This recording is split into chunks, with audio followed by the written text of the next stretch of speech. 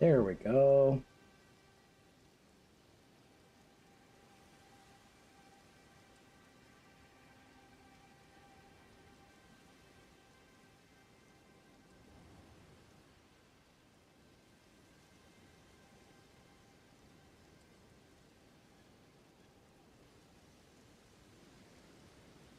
Okay.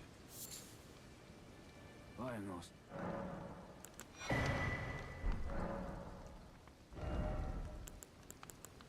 Really boost recovery speed. All right. Unexplored sword, wing scythe.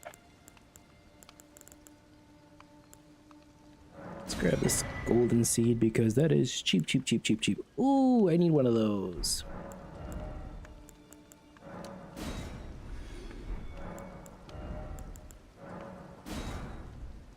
Thank you. Be well. Oh, be well. You too. I'm finished. Did I grab your bell bearing? Did. All right. Oh, I need a fix my wondrous physic. No, sorry. Oops. Not that. This. That in there. That helps. Whoop. And shoop.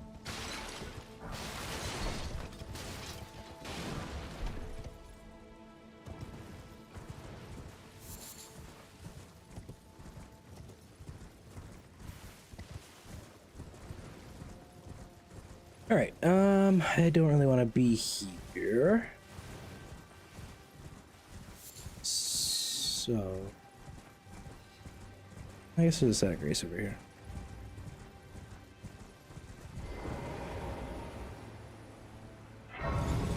Good enough.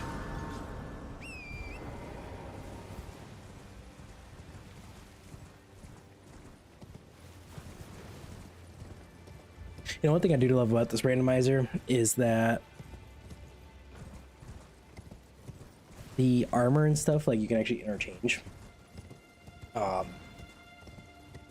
Versus in the vanilla game, you know, you just grab it. Oh, whatever, this looks good. But here it's like you're kind of forced to put on whatever you get, which is cool. Then you get some ugly combinations or you get some pretty decent combinations. I do like that.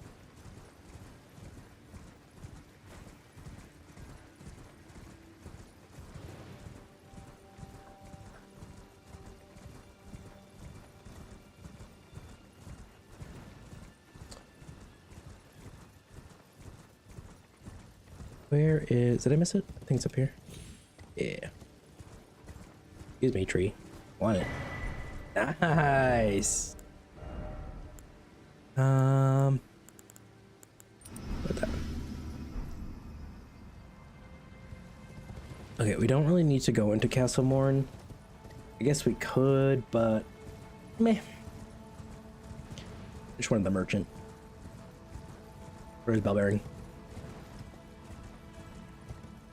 Okay, so now let's go back. The Bridge of Sacrifice. We're gonna go over to the right.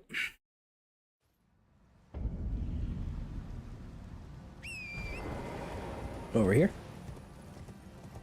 And we're gonna make our way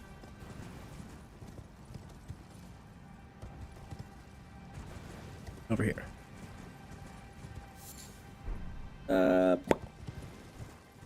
What?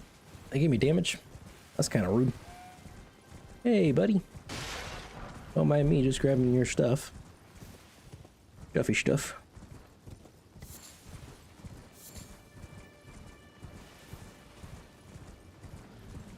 Ah! No! Leave me alone!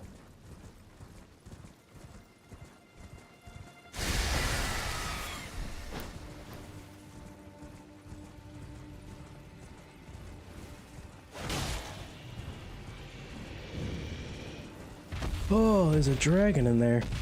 Excuse me. Thank you. Whoopsie. Oh, come on. Please don't follow me. No, I said don't.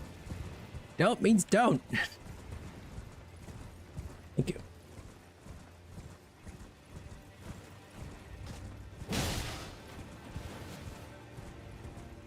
Not doing as much damage as I like, but I can go to +2. That'll be nice.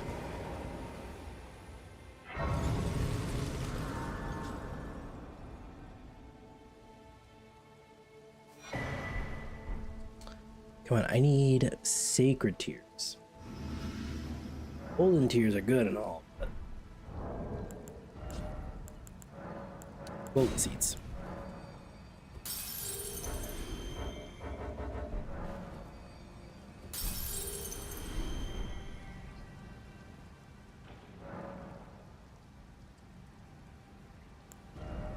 Okay, let's level up something. Intelligence. I want to get that Marcus Star Seal off because it gives me more damage. Trick me, or why do I want the trick? I don't want that.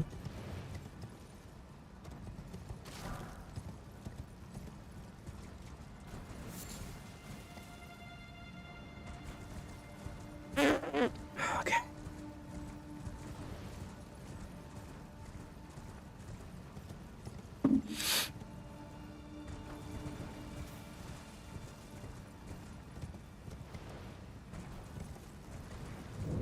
Okay, so this is usually where we get the wing scythe, I think it's called. So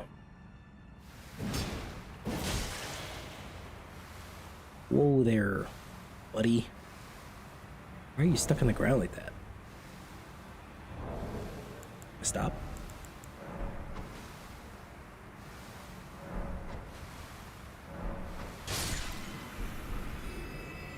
Thank you.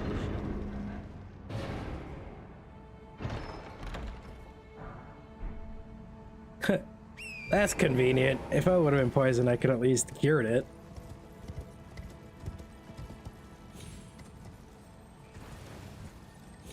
Here.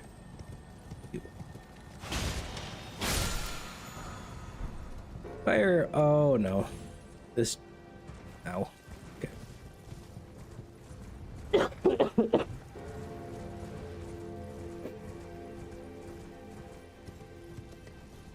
Bong. Bong. Excuse me, pardon me, thank you.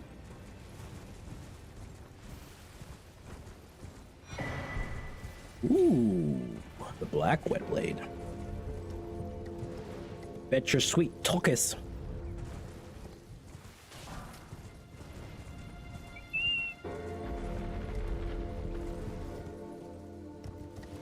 Yeah, that's where you find Selen's body.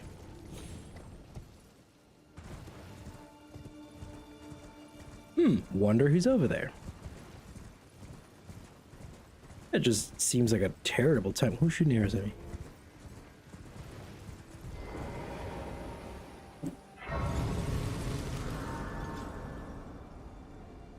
Well, it's been an age since how can I?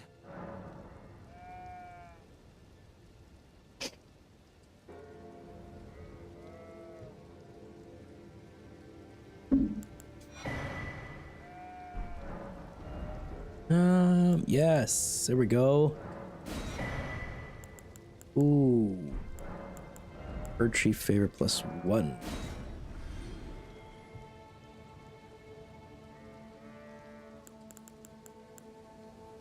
Okay, so we'll sell that. We'll sell all this stuff.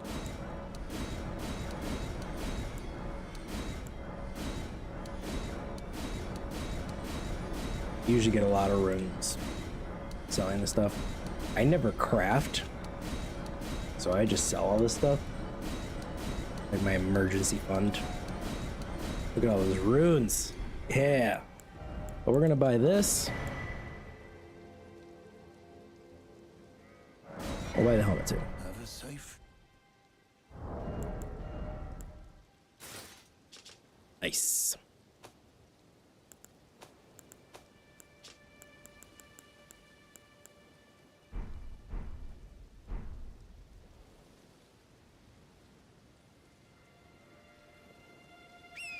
All right, let's go. Oh wait, we gotta put our. So for now, we'll change this one out. And then once we get a level into intelligence, then from there, we'll take off that Scar Seal, whatever it is. Because that's kind of giving us more damage, and I really don't like that. But the little that it does. Right now it's just helping me wield my weapon. Excuse me. Ooh.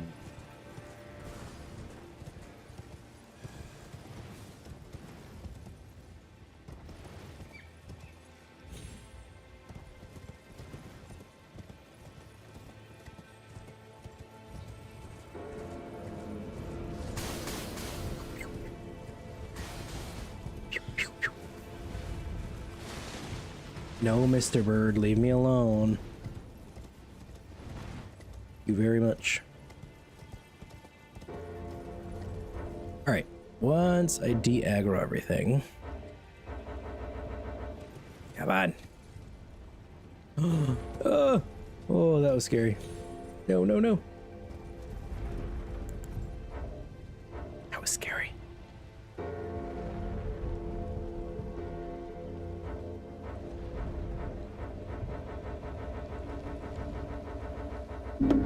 Oh, come on. Let me... There we go. All right, let's go find out who is our first boss, shall we? This will be fun. I think we're... Oh, wait. Oh, I keep doing this. 1 second. Kale. I guess I could have gone to the round table hold, but that's just more walking. So we're gonna go to Kale. Not really Kale though, because we're going here.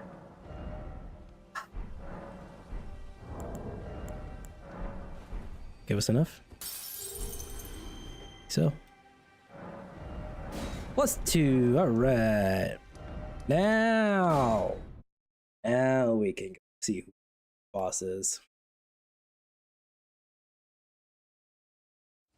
I swear, if I did all that and it's someone freaking impossible, I'm gonna be pissed. Sorcerer Rogia, come help us, please. Yeah, just squat. Like I'm taking a poop. What's up, Raj? Let's go. Who's first? Who's first? Who's first? Such a beautiful scene. But we don't want to hear Margaret. Oh my god!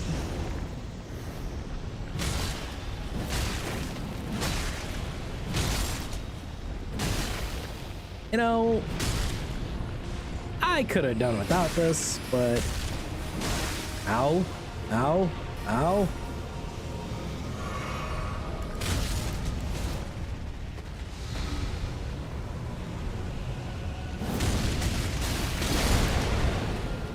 Hopefully it's just first phase serpent and not second phase. No, it looks like it's just first phase. Ow! Just keep our health up, just in case. I got the Serpent Hunter, so that's cool, but the lava doesn't do any damage to me, so we don't really... Oh! Not the gravity!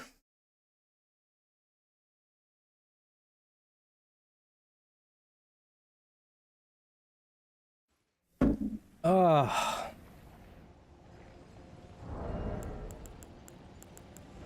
Alright, let's use the Serpent Hunter.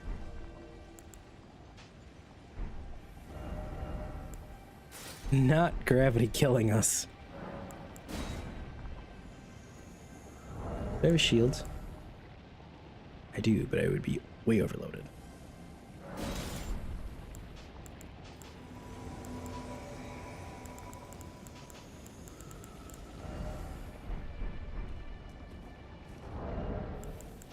No, I wanted to do the shield poke, but I guess we won't do that.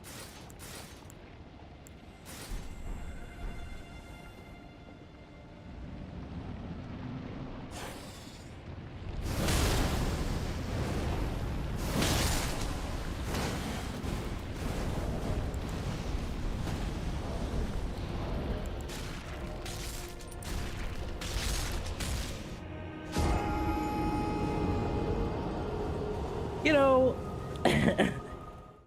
I blame myself for that. Yep. 100% blame myself for that.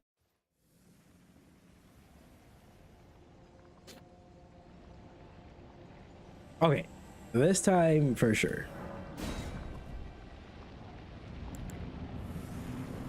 We're gonna take our physic, make normal.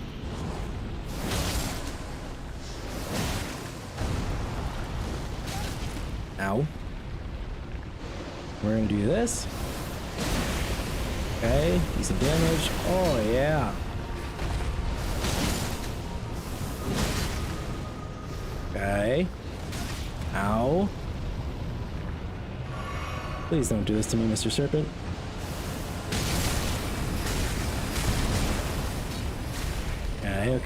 Okay.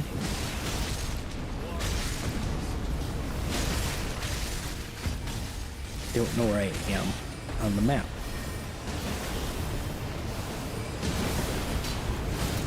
Kinda just gotta stay put.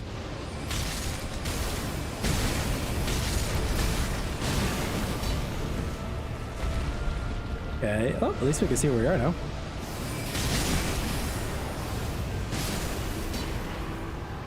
Yeah.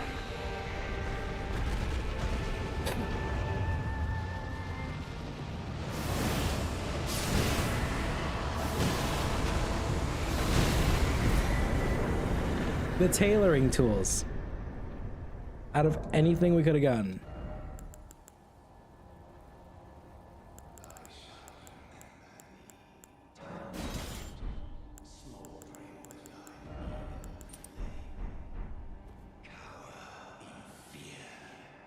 So disappointed in myself for doing that.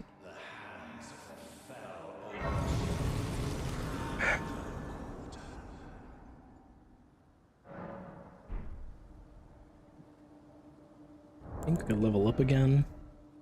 Yes, at least twice.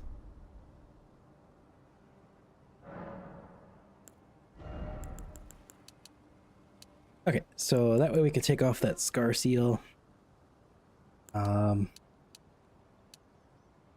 What else? Dex? That way we could take this off. Put that on. Woohoo! Right? Yep. Alright, cool. Take it. You there! Come over. It's tightly guarded. Guard. You breach the...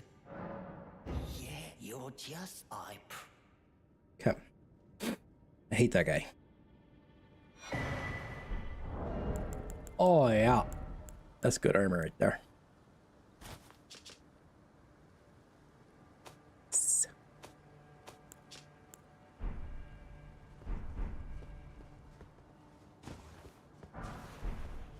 Smithing 2, somber. We need a somber 3.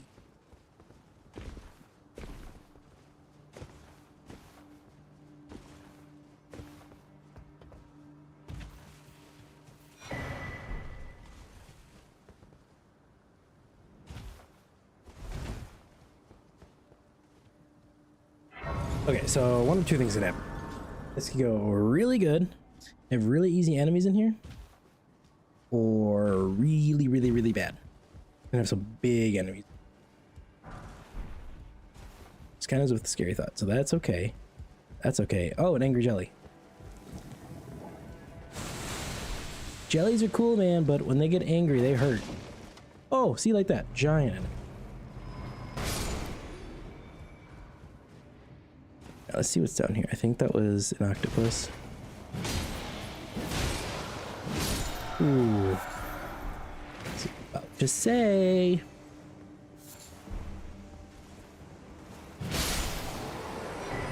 Troll Knight Sword.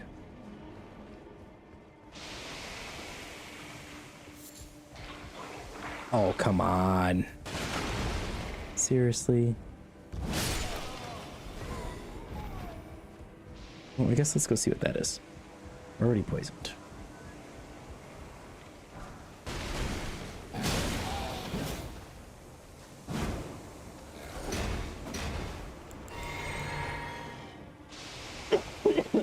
It's the wrong Estus.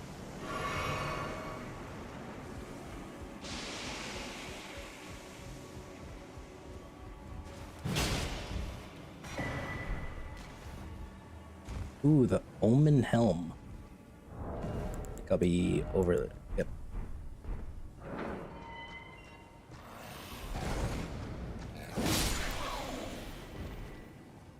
I'll be way too heavy if I wear it.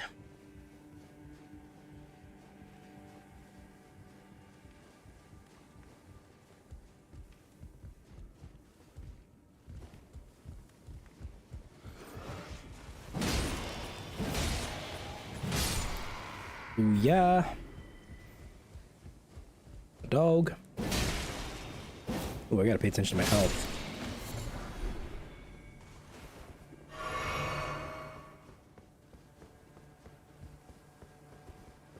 Just need to get to the side of Grayson here and we'll be good. It's a bear. At least it's not a rune bear.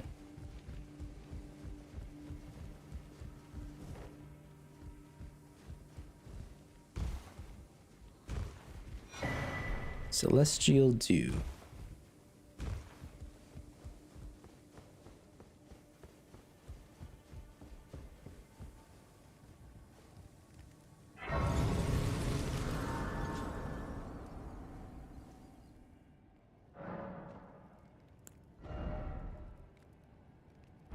I don't know why I'm trying to level up. I just leveled up.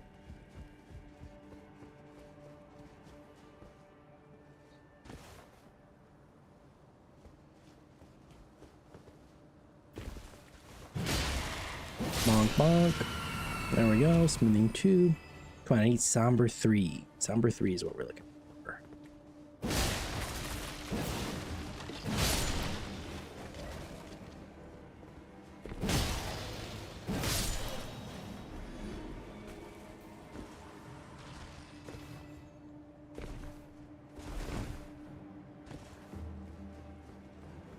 Do some parkour here.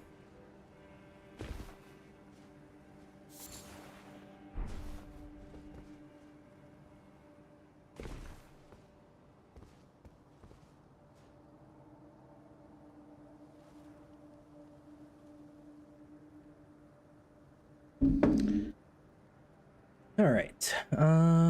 Next is here. Oh yeah, here. Boop. Come here. Hey.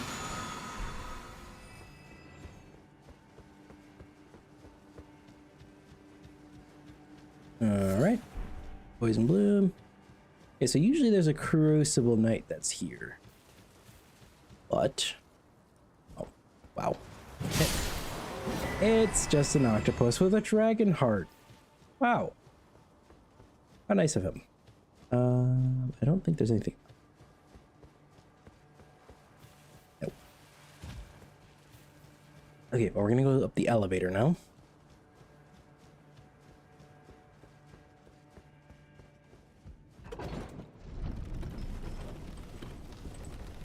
Up.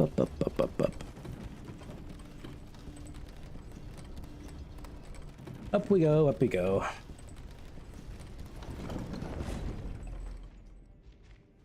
Okay. And then we're gonna keep going up this time. I bet. Okay. We're gonna go over here, grab this item.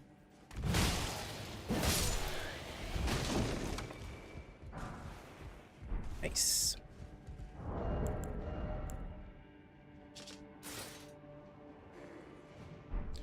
Nice and ugly. Perfect. Love it. Looks great.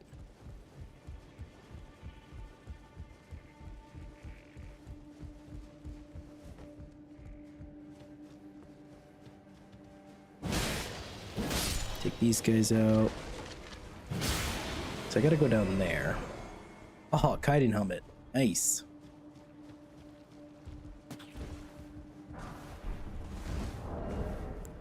Bit better. It looks way better, that's for sure. Alright, now we're gonna go over here.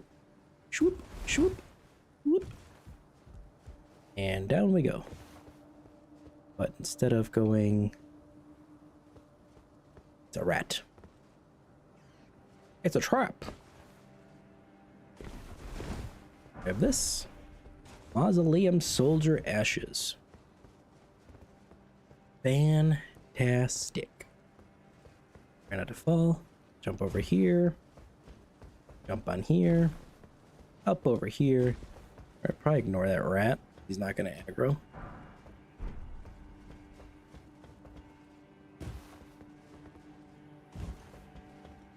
Up here. To here. To here. Go around. Don't fall. Nothing that'll hit me on my way up, so that's cool. That snail just went rolling. Can the birds change? No, okay. Ah, yes they can. It looks like they stay as non-aggressive. Get out of here. Okay. That's kind of a waste of time, but it's okay. We're checking everything to make sure.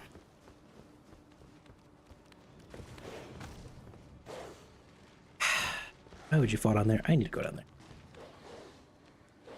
Lunge? Oh, he bit me. Alright, good enough.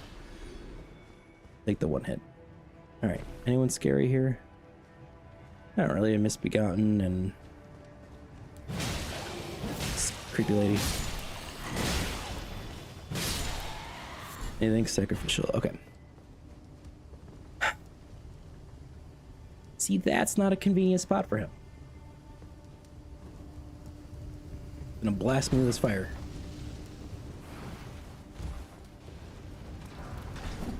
Ooh, Omen Cleaver. Ah, you're gonna burn my butt.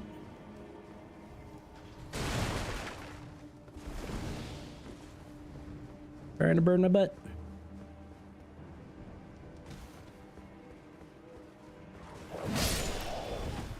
Dog will chase me. Excuse me.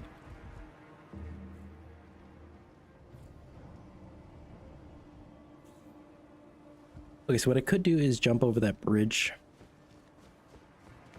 which is what I think what I'm going to do.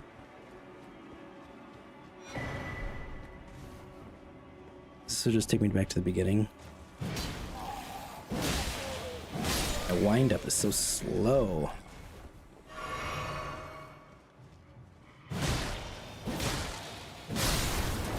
Whoa. Not cool, man. Not cool. Alright, yeah, so we're gonna jump off this bridge.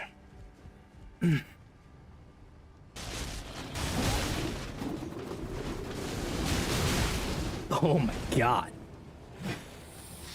I missed the item. Not worth it. It's not worth it.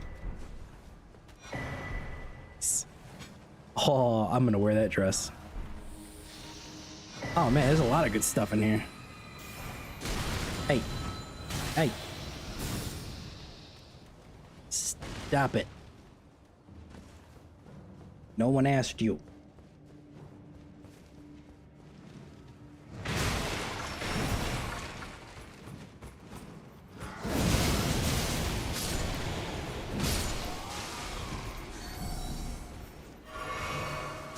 Alright. There's these little slugs are pain in my butt. Oh, I don't think I have a key. Or did I just pick one up? Psyche, we are doing a randomizer. Elden Ring randomizer. Right now I beat the first quote-unquote tutorial boss. which is supposed to be the name Margit, but it was actually Serpent. So like all these enemies are not supposed to be here. None of them. So all the enemies are randomized, all the items are randomized, even important ones. So if I need something, I gotta go hunting for it. Ow. It really changes the experience of the game, because I don't know what to expect at any corner now. So it's fun. It's a fun little challenge here. But even after playing so much, it gives you a new experience. Yes, it does give me a whole new experience. I tried this once before, just like a little pre-run by myself. It did not turn out very well at all. It actually went extremely poorly. One of the hardest bosses in the game, known as Melania, was my tutorial boss. So I didn't get very far. With barely any weapons, upgraded weapons, armor, nothing. So it was not fun. And I finally beat her for the first time, and she ended up transitioning into second phase. So I quit after that, because that's just not fair. So I re-rolled the seed, and this is what we're at. So far, so good.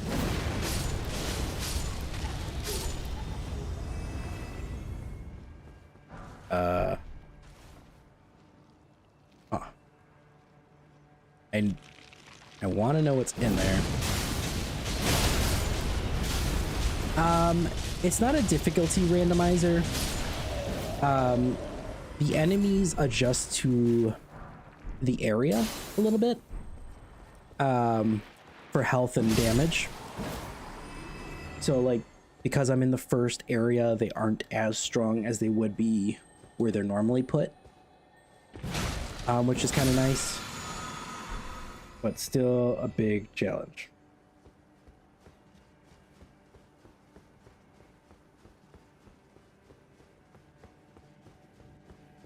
We've been streaming for a little bit here, a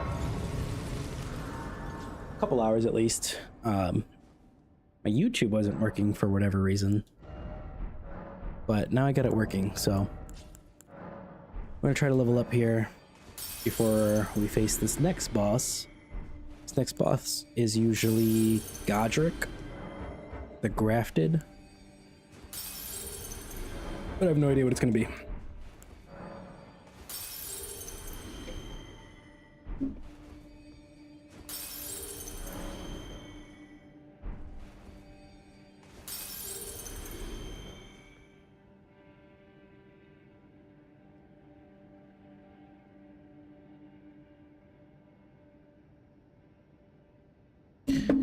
All right. We're gonna go this way first because I want to grab a couple items that are over here. Excuse me, pardon me, men. Yep.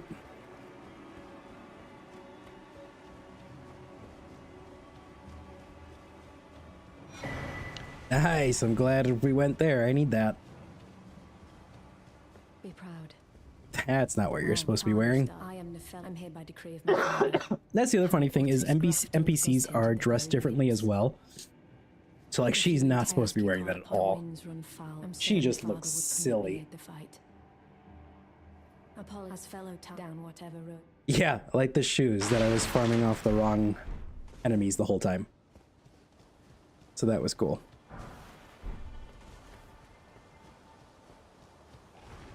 Different clothes.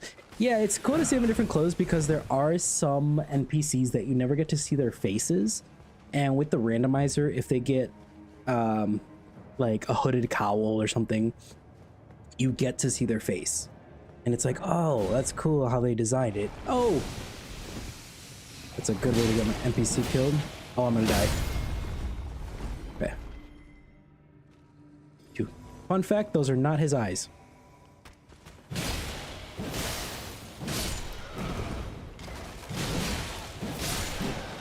His eyes are hard to see. His eyes are by his little mouth down there.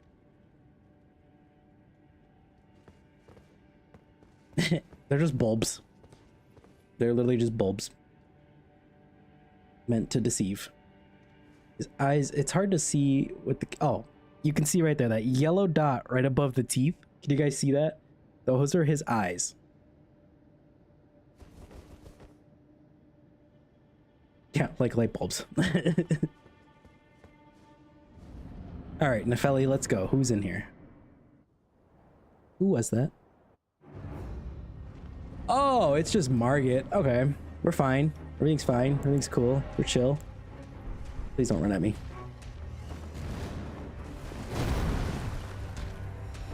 Yeah, they are very small. So I'm gonna let her do her thing for a second while I summon these guys. Why not? So this boss right here is usually the tutorial boss. He's the guy that you fight before the guy that's actually in here. So he's not that big of a challenge. Especially with this weapon I have. Ow.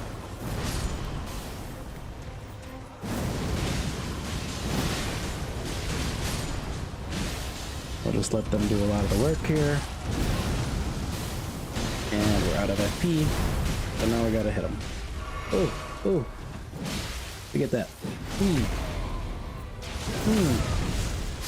Dead. Let's go. Let's go. That's 2 bosses down. Okay.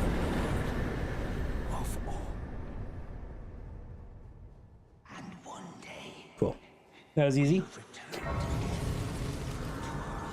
Easy enough just to cheese him there a little bit. Alright, we're gonna add a charge because we got a golden seed. We are gonna level up. What are we gonna level up is the question.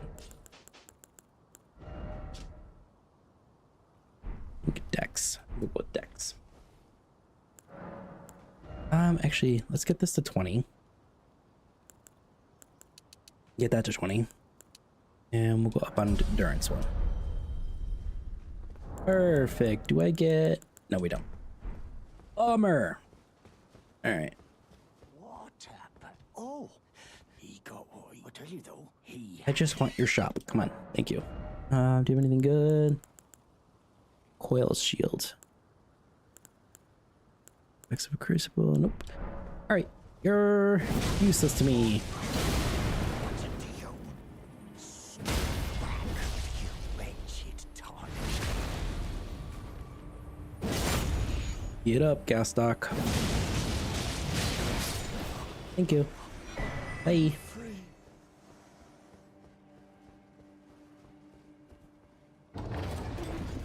Alright. Let's move on.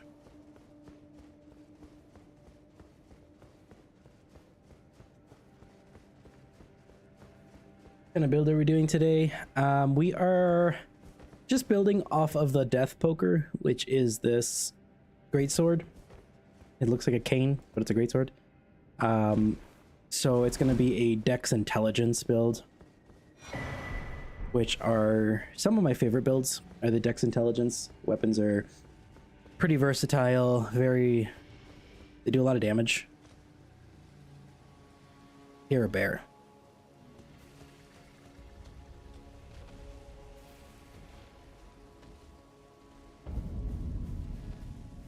Anyway, yeah, so we're just building off this weapon because all the weapons and everything are randomized.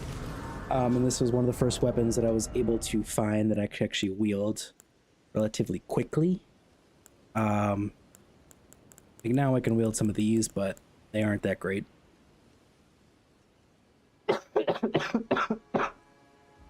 Similar to the... so I think what you're thinking of is the Faith build. Faith weapons are a little different. Faith is anything holy, anything fire-based. When intelligence is like ice and magic. Hello? Yeah, so I'm not doing a Faith build. I was going to, but with how much Faith drops off in the middle of the game, I don't want to risk it being Many free. thanks. Now I can. You are most kind. May the But you never know.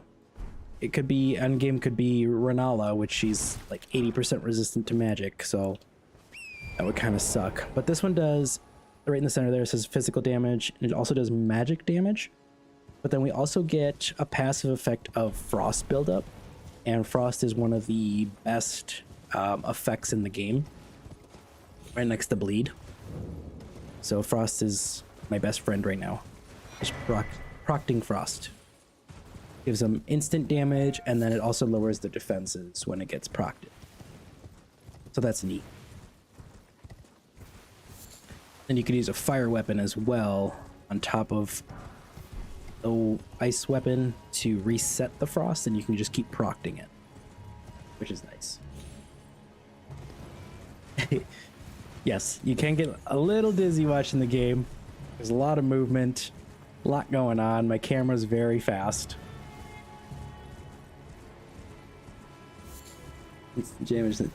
Yeah, it is nice to get that chunk of damage when you proc the frost. Just because, like right now I have a +2, so it's not that great. I mean, it does a lot of damage, considering. Ooh. Well, that's pretty cool.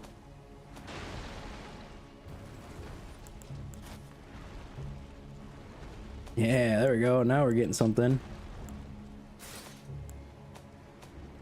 As long as that thing doesn't get close to me while I'm doing this. Cool. All right, we got a new outfit.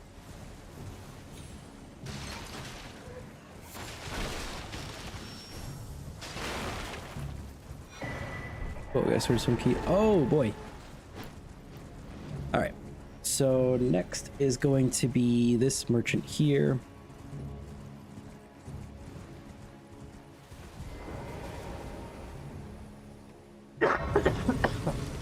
Excuse me. You're surprised you found no matter. What's nice about the randomizer is I have a setting set to when you meet a merchant, you can go straight here to receive bellbearing, and when I go back to the round table, anything that he has, I can buy later, so I don't have to come back to him. You can do that in the vanilla game, but you have to kill them, and that's not very nice. Ooh, that's a big rune.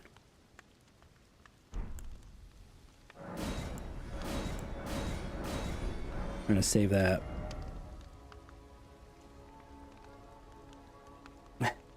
Yes, it is noise. It is pretty noise. Do I need anything? I think I just wasted that. Yes, I did. But what we're gonna do is use this rune.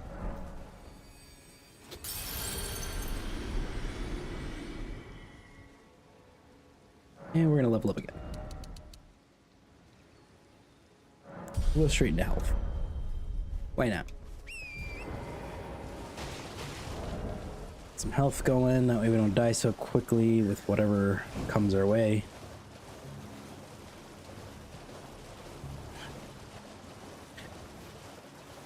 Money. Yeah, I'm hoping to stream a lot more now. Kind of kicking myself into gear with doing this. I want to get to learning how to do like more promoting for myself and all that kind of stuff, making things look nicer for stream, like do like the stream starting in and then like have a background and stuff, just so it looks more presentable for the viewers.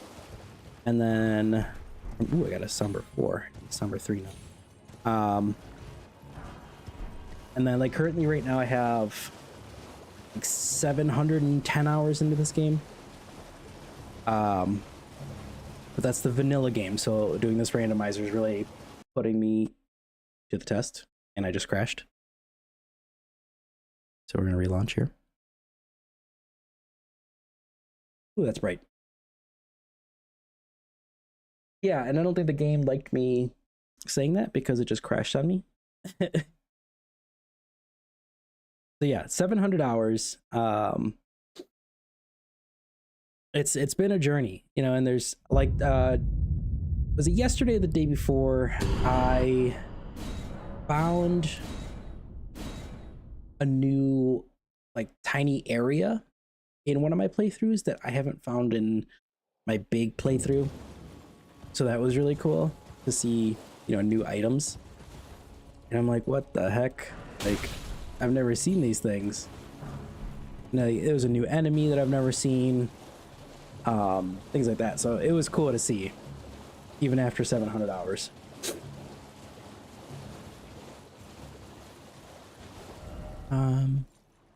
Over here.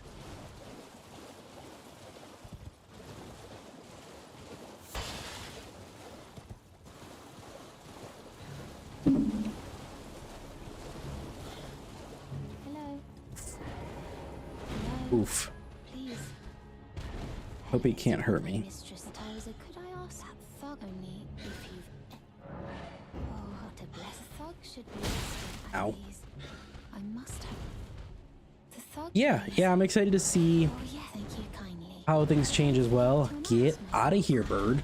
I see you have very to steady heart, such Jeez. strange. I'm excited to see it too.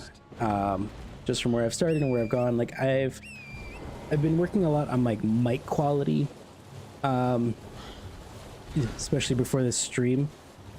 Hoping to get the best quality I can get. I don't know, you guys tell me, does this sound better? I mean, does it sound pretty good? A lot of echo. I don't know. I can't hear myself. I can only hear myself on the recording. Yeah, that's what I'm going for. Is less echoes. Over here. Less echoes, more direct voice, without spending a lot of money. Yeah, I tried to raising the decibels of what is heard and what isn't heard, things like that.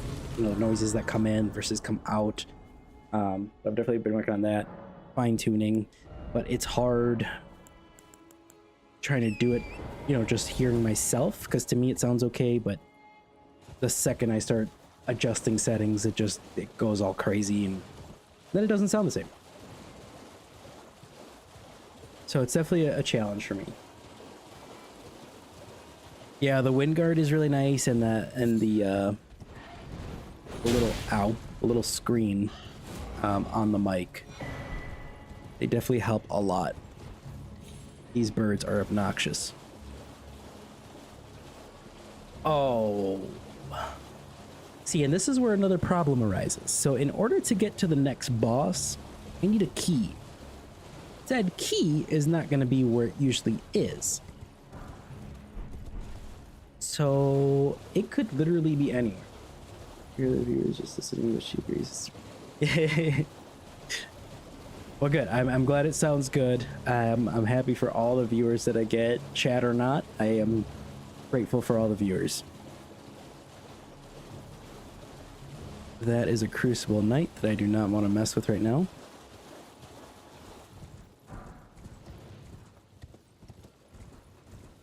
It's like a lot of these enemies should not be here, which is nice because the end game boss could honestly be a regular enemy, and it could go really easily.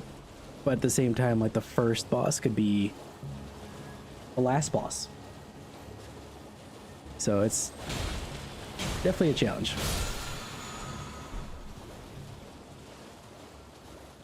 And I don't know. Uh-oh. Oh. That's not nice. Trying to do things here. That's a bear.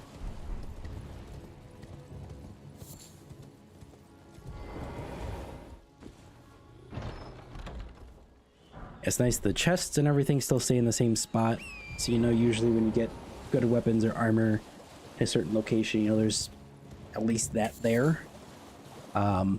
Sometimes you'll get lucky and something good will come out of it, but like this dragon. This, I think that's just a Geel, but it's usually a magic dragon that's over here. So I think we're just gonna avoid him. What's this? Oh. Maybe, unless he's someone we can...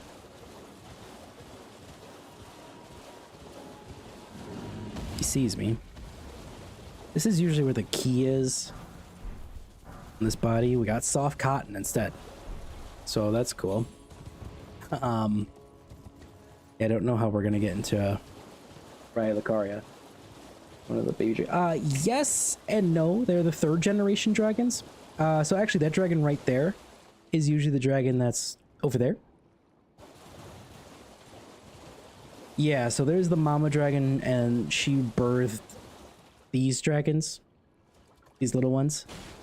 They're the 3rd generation dragons. They have feathers instead of scales. So it goes stone, which are the ancient dragons, and then you got the scaled dragons, which are 2nd, and then feathered, that are 3rd. And their difficulty is set the same way that they're listed. Ancient to those. So those aren't too bad, but they do hurt if you get hit with the magic. No, but that'd be really cool if you could tame one.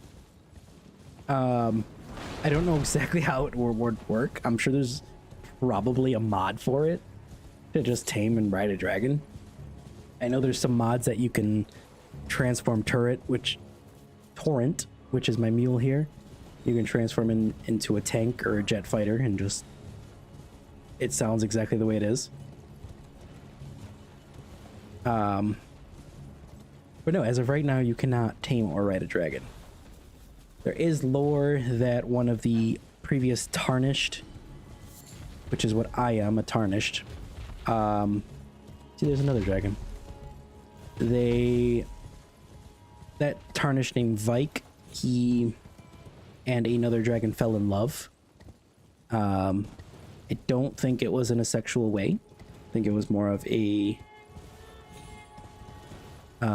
respect way. But she transformed into a human to teach him ancient dragon lightning and things like that. So it was really cool to see the lore on that. Yeah, I kind of want to find that mod and just completely destroy everything with a tank. That'd be really funny. Just give me 1600. I won't have enough.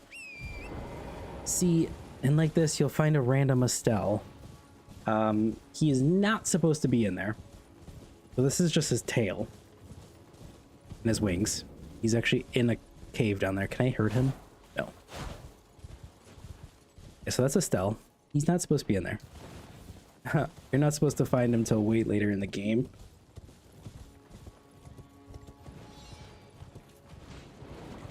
We're not dealing with that Banished Knight right now, because he does that.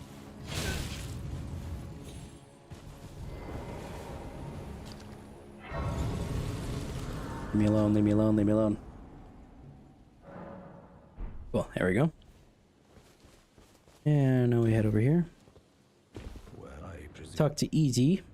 I am an old, so here perhaps you.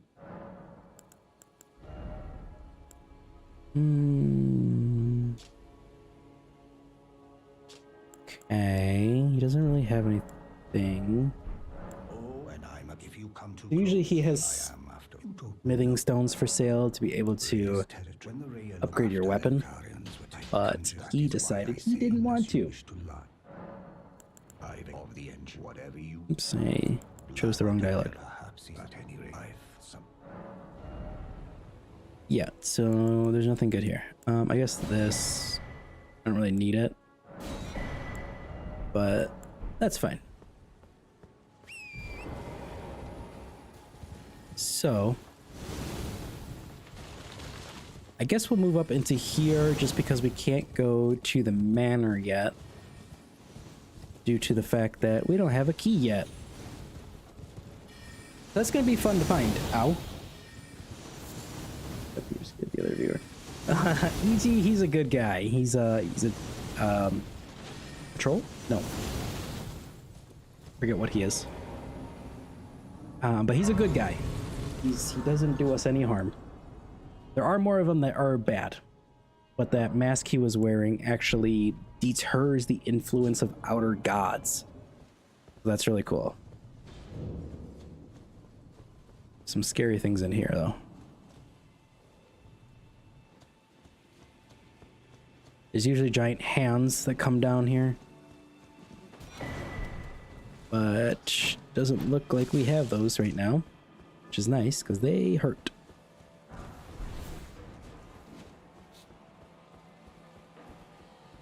We're trying to avoid any unnecessary fights. I'm trying to cook through here. Where's asking gods from where? What gods? So this game is heavily based on gods of this realm. So the main god is called the Elden Beast. He is inside of a giant tree, giant golden tree that is the influence of these lands, also known as the Golden Order. And there's other gods that come into play, kind of like in mythology. So the Elden Beast is in this giant tree right here, this giant golden tree. And that is the influence over all the lands. And so it's kind of like in mythology where there are other gods for certain things. So there's a god of blood, there's a god of fire, there's gods for just about everything. And we are trying to defeat the Elden Beast, which is the god of this land right now, because because its influence has passed its reign. Oh boy. And it's doing more damage than good now. Oh my goodness, these...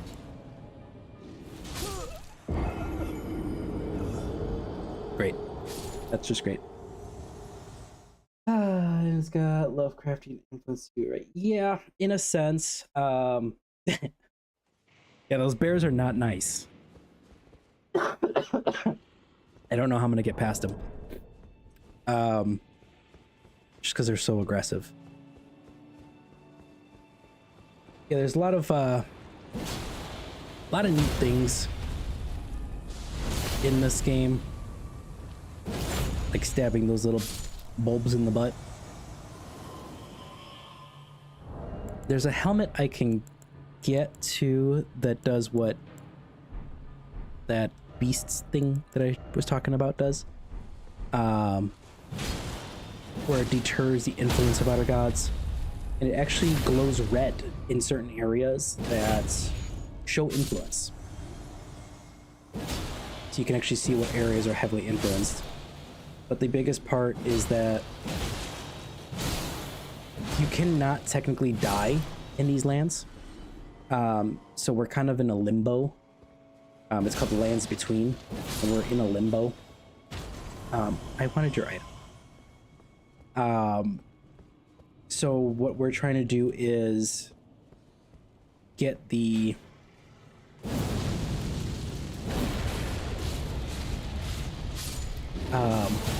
ow.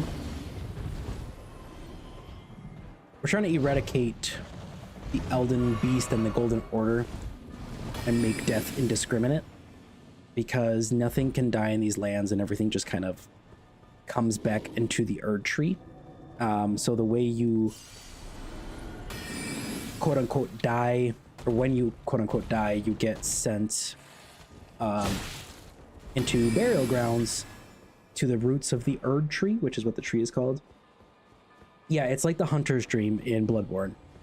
But when you die, you get sent back into the tree through the catacombs, and then you get rebirthed by the tree after a certain amount of time. So in a messed up way, we are feeding people to the tree so it can continuously thrive. But with the Shadow of the Erd Tree DLC coming out, it is exactly what it sounds like. Everything in the Shadowlands that's hidden away and kind of like, pushed away by the Golden Order, by the Erd Tree itself, because the Elden Beast is just a vessel.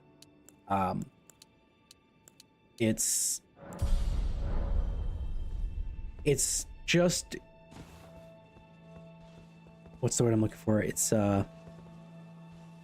just spreading the influence of its god, but it's the second closest thing to an actual god, because it was sent in a golden meteor, blah blah blah, and it made its home here. We're just trying to get rid of it. Yeah, see, that's one of the not nice. Whoa, one of the not nice trolls. We're gonna go around him. He screams, and we don't like that.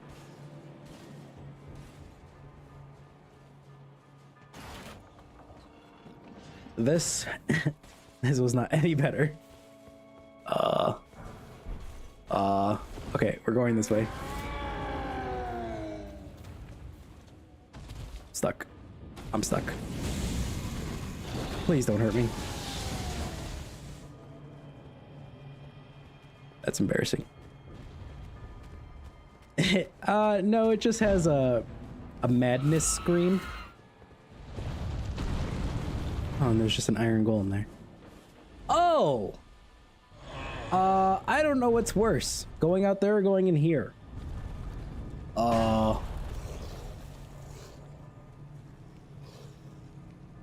Yeah, no, he was friendly. He was really friendly. He stayed away. Bigger problem is this guy over here.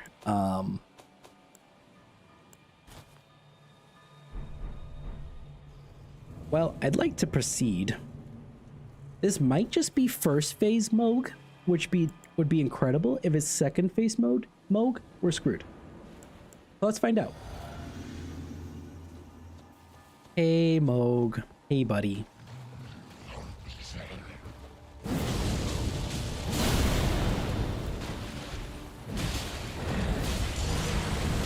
Ow. I can't tell yet which one he is. Because there are two Moogs in this game, but they're kind of... One's like a spirit summon, in a sense. Ow. A little too early.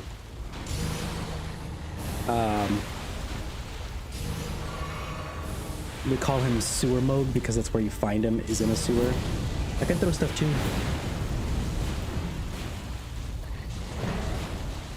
Use blood magic. I don't, he does. I use Ghost Flame right now. Oh, this is two-face Moog. Crap. So the god he worships is Blood Lord, Blood God, which is a lady. When he stabs his trident up into the air, he's essentially grabbing into the belly of his god. Oh god, he's gonna heal. Yep, this is second phase. He killed me. I'm dead.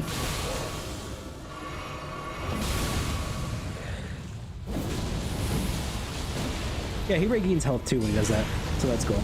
And now he's just gonna paint the walls with my blood. Yeah, so because he's not in his area, he's not saying his lines, but he'll usually yell up Nihil, which is like the chant to grab the blood. So he uses blood flame magic. Ow. I have never seen that move. And that's what it does. It sticks to you and causes you to bleed. There's a certain item that I need to be able to even have a chance to fight him. So we're not gonna do that right now. At least I know where second phase Moog is, so that's a plus. Yes. It does suck to suck. But here's a giant golem. Hey, excuse me? I can't even see what you're doing. Alright, out the door we go.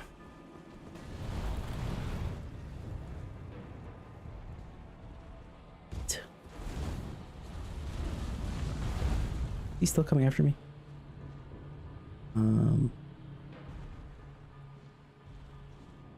Oof, that hurt.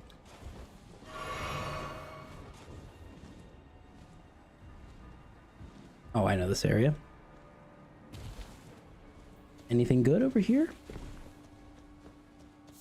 I think if I'm not mistaken, the way this randomizer works, I think important items are still where they would normally be. Just flip-flopped, if that makes sense.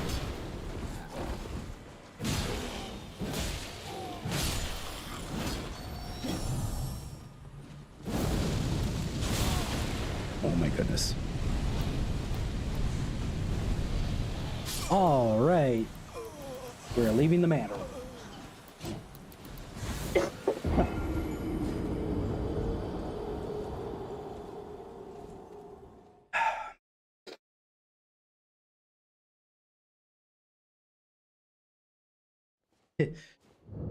Yeah, it's usually pretty unfair with the mobs.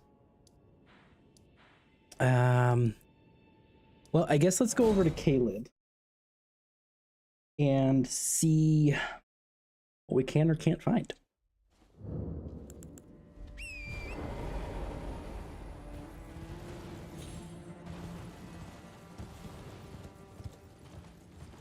All right, and then these oracles have big toot toots.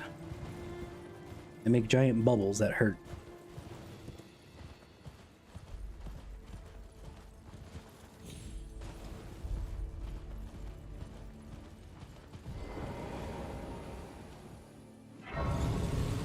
All right, off to the Redlands.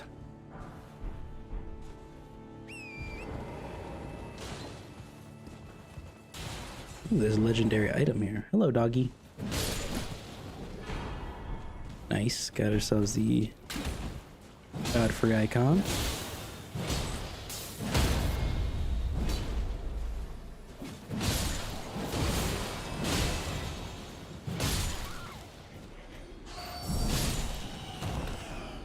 Yeah, so that lady that was just on the ground there, this lady, they can't walk. Their legs don't work.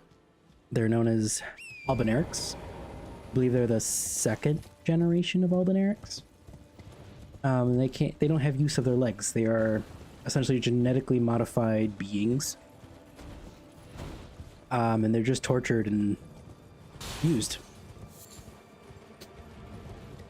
So they try to seek sanctuary at another tree that was attempted to be grown farther up. That's where Melania is, and her brother Mikola. They tried to create a safe haven for all the unwanted creatures by the tree. Essentially, this game has a lot to do with fingers. So like the two fingers are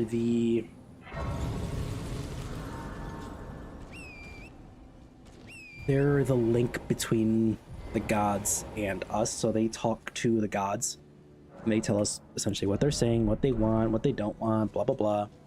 Then we got three fingers that are hated on these lands. They actually get banished to the underground areas. There's only one that you can find. Yeah. Yes, fingers, butthole too. You'll find a lot of those. But then you got four fingers, which are like on the birds. They're okay. They're more acceptables. And then you got five fingers, which we have obviously, and are the highest. Whatever. English doesn't work today. My English doesn't English and my brain doesn't brain.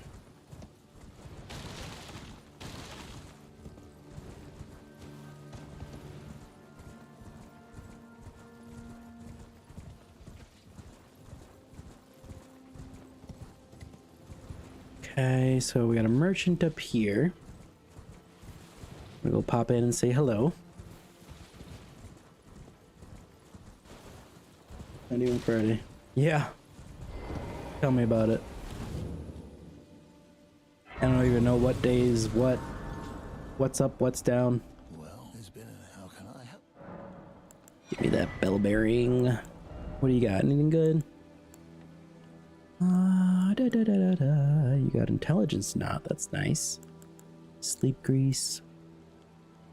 So, here's a fun fact. These stimulating boluses have absolutely no use in the game except for PvP if someone else uses sleep on you.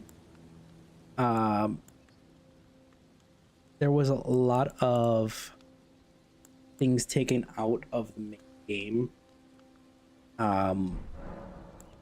during development, so there's a lot of cut content. So I'm hoping we see that cut content in the DLC, because a lot of the sleep stuff has to do with one of the gods that we have yet to see or hear about, which is, their name is Saint Trina, and she is the goddess of sleep. Yeah, pretty much. We are hoping to see it soon in the DLC. We do know that the DLC is going to be based on Mikola, which Mikola is the brother of Melania, which Melania is one of the children of the current, is it matriarch? Right? Matriarch? So they're demigods. But they're twins, and Mikola is cursed with eternal youth, and Melania is cursed with eternal rot. So she's essentially eternally deteriorating, and her brother is just eternally youthful. So he created a way to save her with gold, unalloyed gold.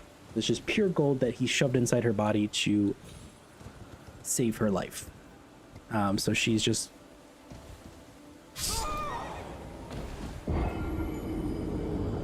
What? What was that?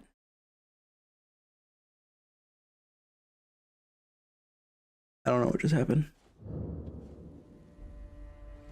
Oh, and we're... Oh, okay. We're not too far. It's embarrassing.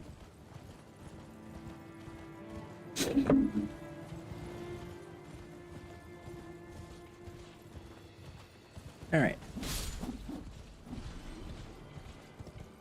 Back down, there we go.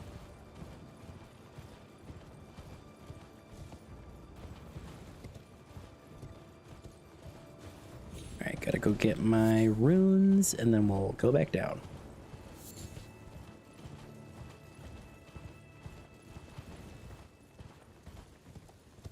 I missed. All right. Now, let's not die going down there. We'll go the long way. Grab this. Grab that. And that.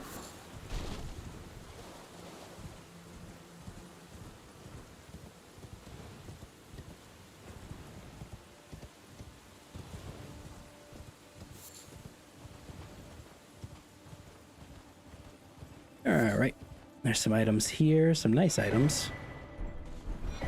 Oh, come on.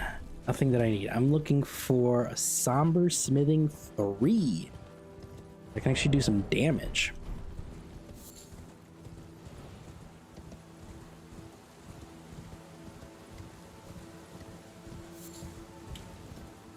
I guess we'll get the...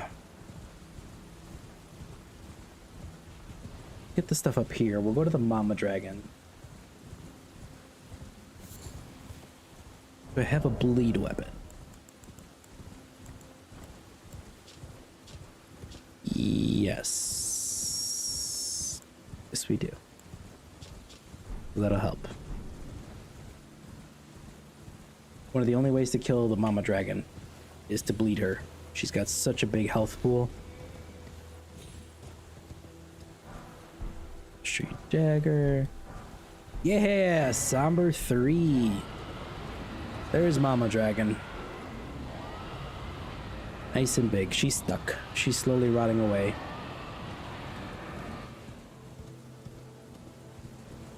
Oh wait, I should be able to harm her pretty well here. The dragons are not gods. They are... So, that's kind of a loaded question. They are technically not gods. But the first Elden Lord that was right beneath the queen, so her consort, was Godfrey, which was a tarnished like me. Jesus. Let me up. Let me up. What was that?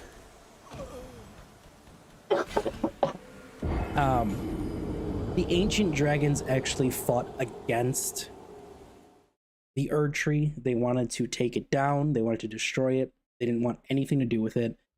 The original Elden Lord... I keep messing this up. The original Elden Lord was a dragon, from what we've gathered. I know I didn't stand a chance. From the information that we've gathered, the first Elden Lord was a dragon, the original Dragon Lord, and he actually followed a different god. And now he remains in a slumber trying to gain wisdom from his god to see what to do next. So throughout the game, after you burn the tree, the two fingers that guides you stand still like this. And the lady that essentially translates for the fingers is like, oh, it could be like this for 10,000 moons. Like, we don't know. It's just asking the gods what to do because it's not part of the plan, right? So you find this dragon in the same position when you go fight him, but he is outside of time and space in an area called Farum Azula, which is over here. It's a floating city, which we don't know how it came to be a floating city or where it came from. There's a lot of theories, but as far as we know, he was the first Elden Lord, which is, he would have had the potential to kill a god. I mean, he would have had to, in order to be an Elden Lord. So yes and no. They are not gods, but they could be considered godlike. I don't know if that's a good answer.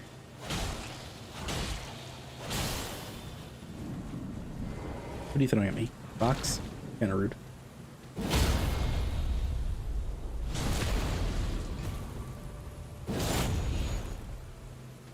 Yeah, so this dragon here has succumbed to the scarlet rot. So she's slowly dying and deteriorating. Sad day for the dragon. So she's got a huge health pool, but the way I'm killing these little enemies here takes her health out a lot.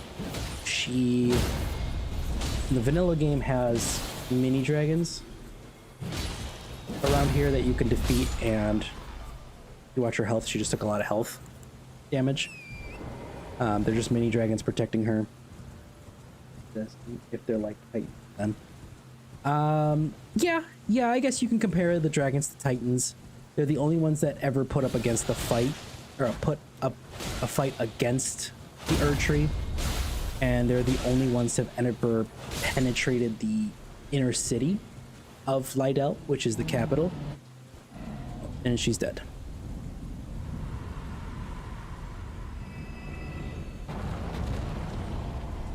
There, she died. Yeah, this was the scarlet rot that was eating her away. All these little fungus things. She was just being eaten away. So she couldn't even fly anymore. She couldn't move.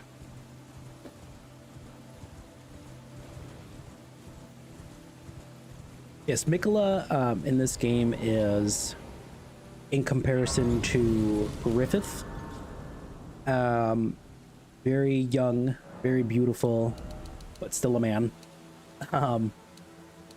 And the guy Moog that you saw me fight before with the trident, he actually stole Mikola from the tree, from his tree, the Halig tree, that he was trying to create to go against the Erd tree. So up here, you could see all these roots. This was the Halig tree that he was trying to grow. So he essentially, if you remember at the end of the Golden Age arc, when Griffith cocoons himself to become a higher being, that's what Mikola was trying to do inside this tree, but got ripped out before that process was finished. So now he's just a husk. And as far as we know, from the little information we've gotten about the DLC, is that Mikola is trying to get us to come to this shadow realm that's hidden to essentially figure out what the heck is happening. Because it is said that he gave up his golden lineage to go down there. And that is where Queen Marika, the current queen, was I think where she went to essentially become the goddess she is today. But it's under the tree.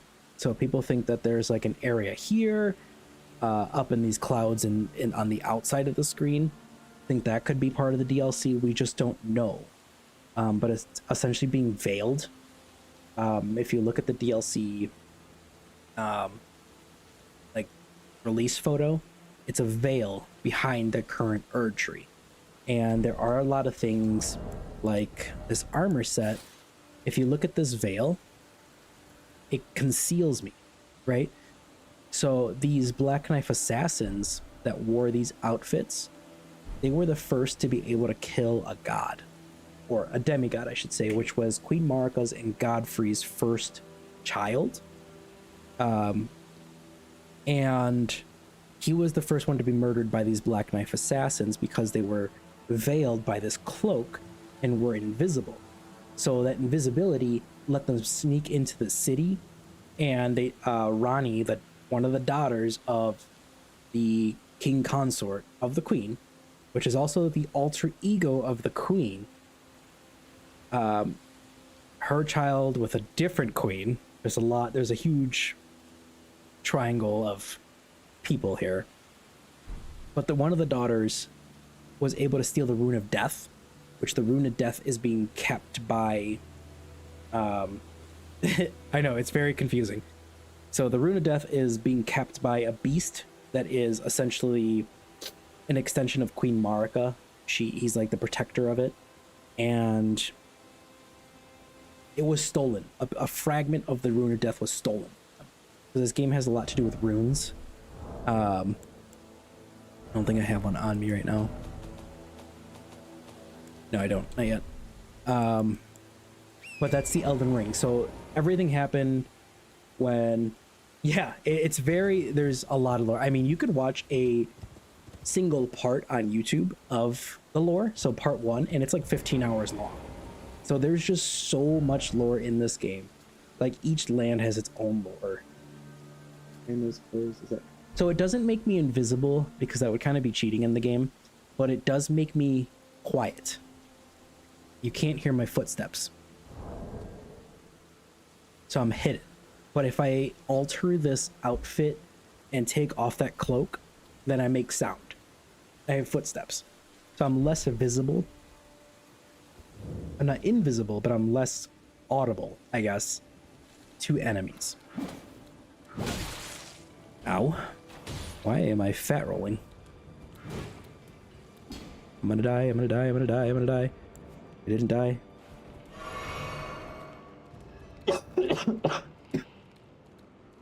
Yeah, it would definitely be too easy if you were completely invisible. Oh, he's following me. But there are a lot of... Okay. There are a lot of items that can make you as quote-unquote invisible as possible. Which just takes sound away. There's one that like veils your appearance. I've never used it. Thanks. I've never used the veil.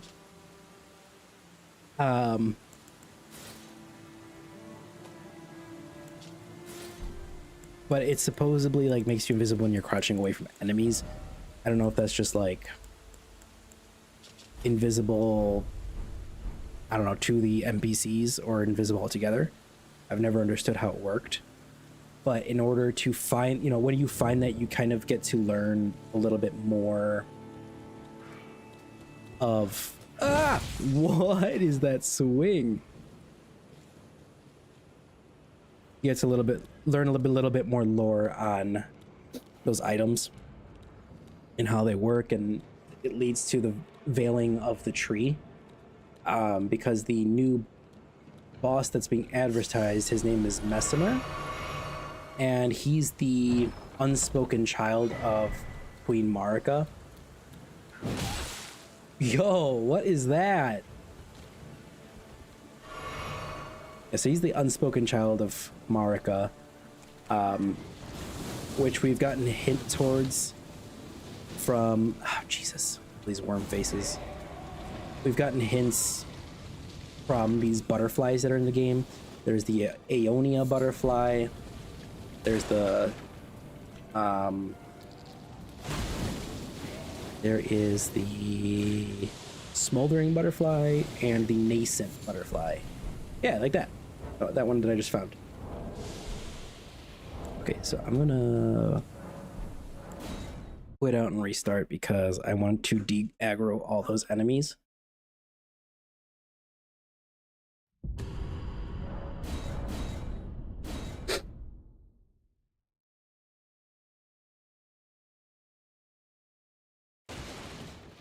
All right, now I can teleport out of here. Let's know how you know all this. So, I do a lot of obviously playing. So, with these games, they're called Souls games, right? So with these games, playing the game, you don't get a lot of story. You get all the story through the items that you get.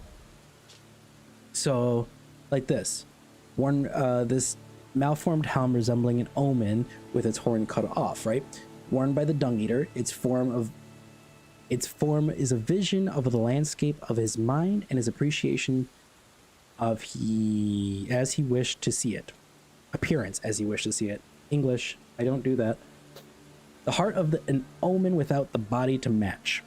Could there be any crueler existence? What does it matter then? It's the curse claims, if the curse claims it all, right? So that you're like, oh, what the heck? Who's this guy? Who's the Dung Eater? So you have to find the rest of his armor set to know who he is, right? So it kind of furthers your exploration into the game. Like the scale armor used by the Black Knife assassins, forged to make no sound. Traces of power yet remain in its concealing veil, which muffles the sound of footsteps. The assassins that carried out the deeds of the Knight of the Black Knives were all women, and rumored to be Numen, who had close ties to Marika herself. So you're like, what? Who are these Black Knives? You know, so instead of getting all this information from hundreds of hours of playing this game, people do it for you. People do what's called data mining, and they'll find more things. Yeah, so the exploration is the whole point of this game. This is the first open world game that FromSoft made. So it's all about exploring and finding things. It's not just going from A to B and you're done. You get the whole story. There's no cutscenes. There's not a lot of dialogue. I mean, there are cutscenes, but you don't get a lot out of it. There's people pretty much trash talking you. And then, so there's data miners that will do all the heavy lifting for you and make videos. One of my favorite ones is called Vati Vidya. He breaks down all these lore questions and facts from everything we get in the game, and he makes it into a movie type. So you can kind of get more of the story without missing it. You know, because you can miss a lot. Like this dragon that I'm stuck. This quote unquote dragon that I'm fighting right now is not actually a dragon. If you can see its wings, how deteriorated they are, it's a fake dragon. So he can't fly. He's cursed to eternally crawl on his belly because he was trying to do Dragon Communion. Dragon Communion is essentially killing dragons and eating their hearts to gain their powers. And then getting the powers and becoming like a dragon. But these guys were essentially rejected the power, so they're cursed to forever be on their bellies as these malformed dragons. So these were originally people, these dragons.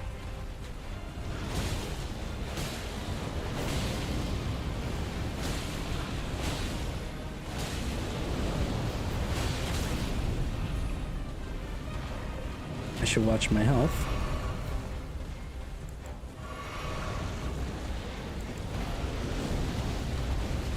And this tree right here is called a minor Erd tree. So these are seedlings that dropped off the bigger Erd tree. I'm gonna get out of here because I'm gonna die. I can't fight these guys yet. So they were just little seedlings that came off the big tree. And no matter where you are in the game, you could always see the Erd tree, which is right there off in the distance. You can kind of see it. The fog's kind of making it difficult, but it's right in front of me there. And this big boy, I think, is Lansax right here, which is an ancient dragon. See the 4 wings and the 4 legs? These are actual dragons. They're real ones, not a fake one. 4 legs, 4 wings, scales of stone. So that's Lansax, and they use the red lightning.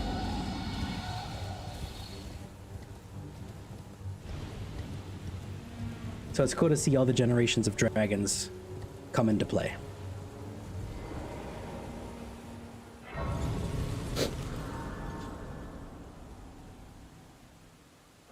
They are a lot creepier. The little dragon one, the little baby dragons, or the crawling ones. They're just sad boys. They didn't get what they wanted. They tried and they tried. Like I have a dragon heart here. Dragon heart sized by a dragon tracker, riddled with gravel stone. This grotesque organ continues to beat that word. An offering used in the Dragon Communion. Consume a dragon's heart at the altar to make its powers yours. Which a terrible and savage looking thing. The heart has a particular beauty to it. So yeah, I can consume those 2 and get the powers of a dragon. But I'm not building that right now. And then there's these guys. These are the tree sentinels. So these guys were made to fight the Black Knife assassins. They have specific torches that uncloaked their veils. Yeah, so there's a lot to do with dragons. There's a lot to do with beasts, a lot to do with people, a lot to do with gods.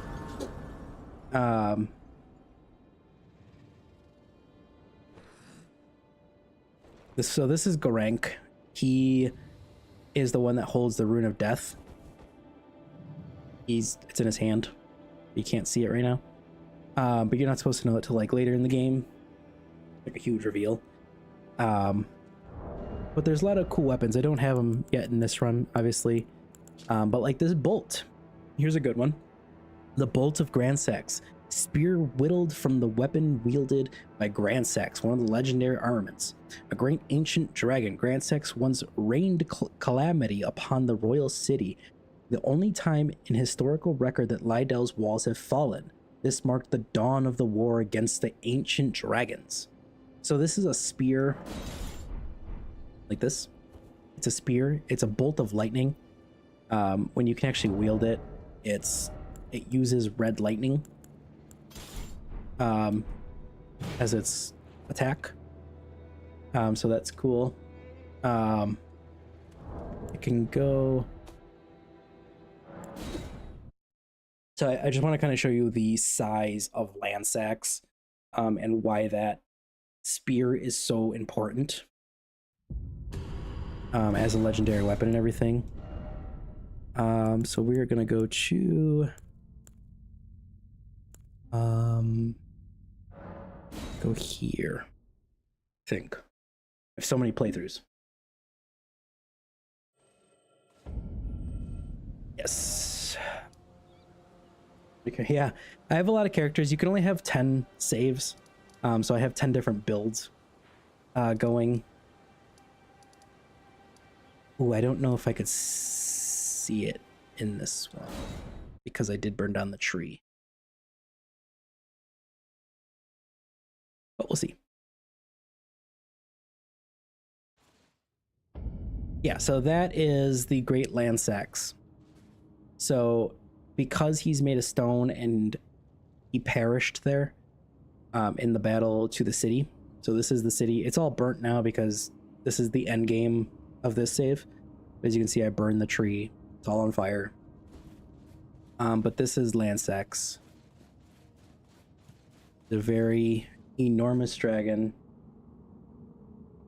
Yeah, good luck. I always encourage people to play, but it is very difficult, a very difficult game with no direction. But that's the bolt.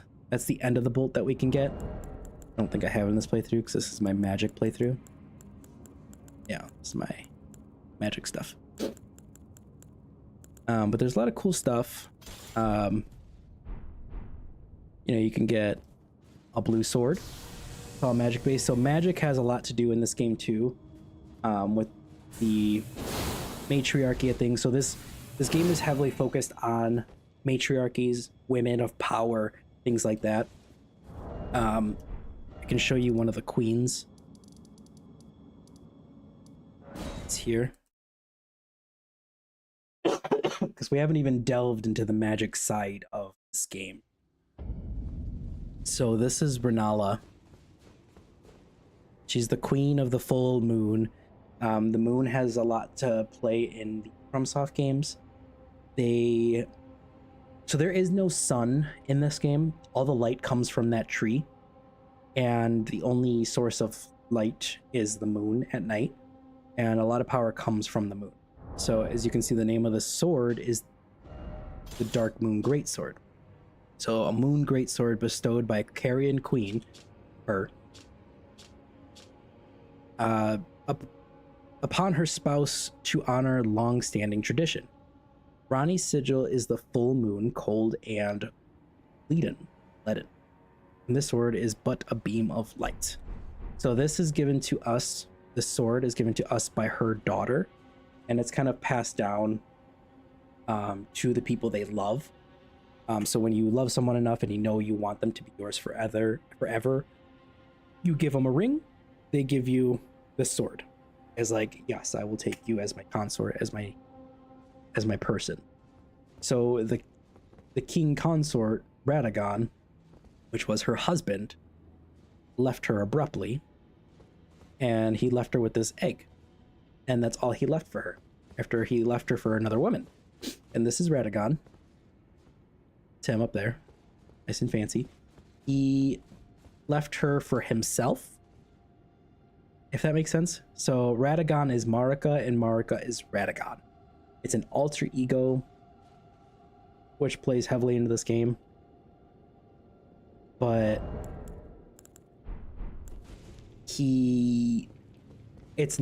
they're one and the same, but they're not. So they think for themselves. They are two different bodies, but they come from the same person.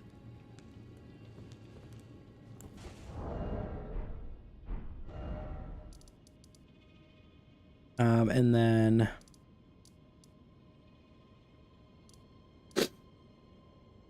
I'll show you the tree. Show you two things real quick here.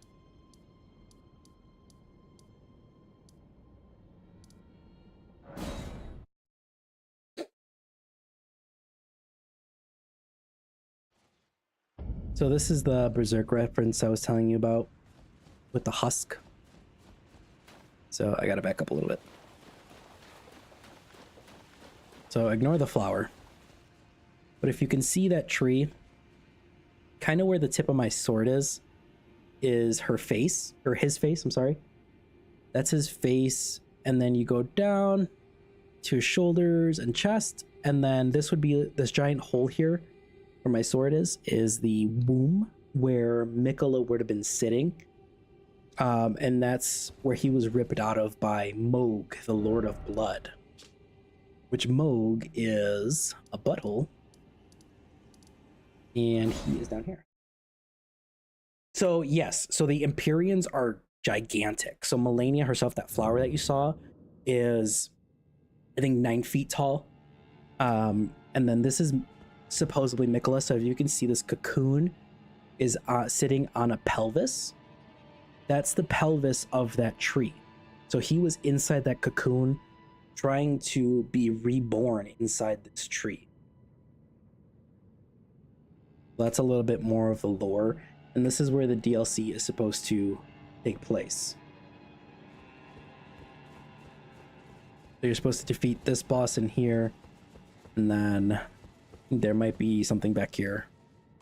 But this is an underground city. So this is a city that was kind of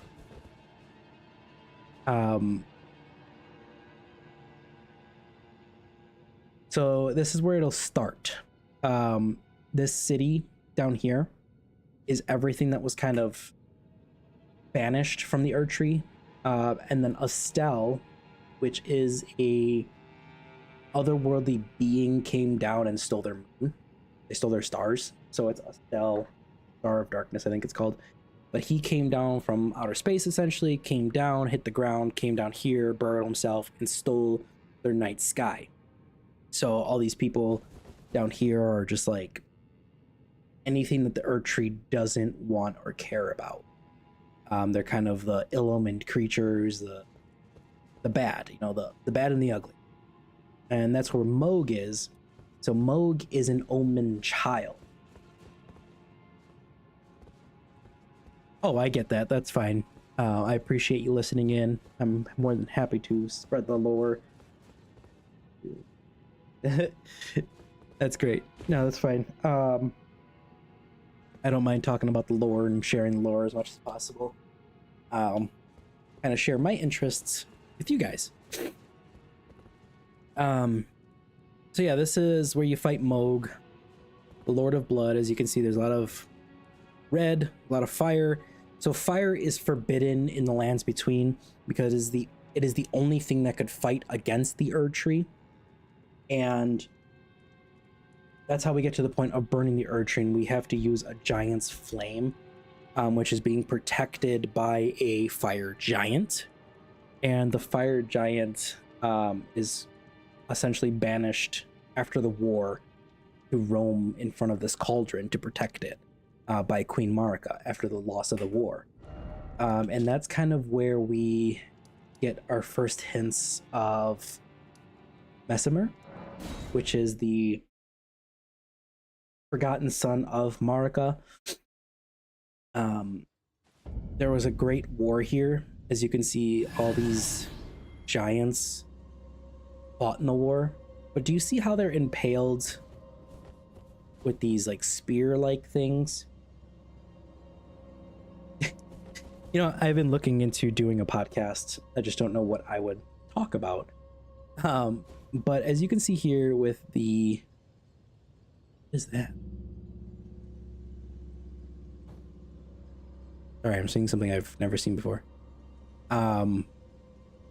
These spear-like objects that are going through these mummified giants are very similar to what we've seen for the DLC with Mesmer the Impaler. That's his name, Mesmer the Impaler. And this is one of the big hints that he was part of this war.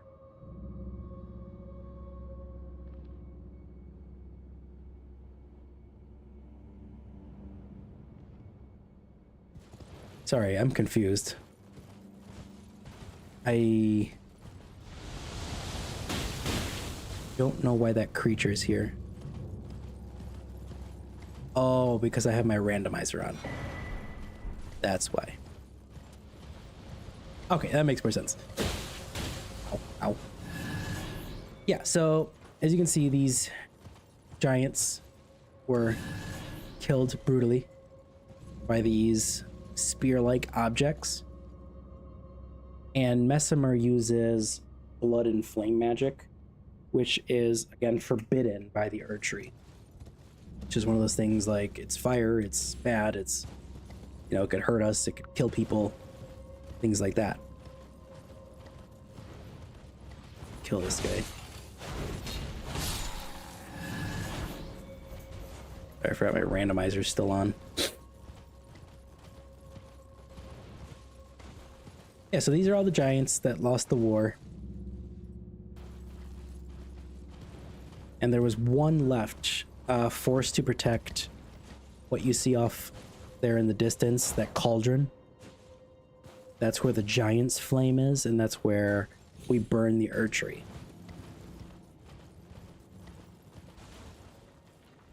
And then if we go deeper underground to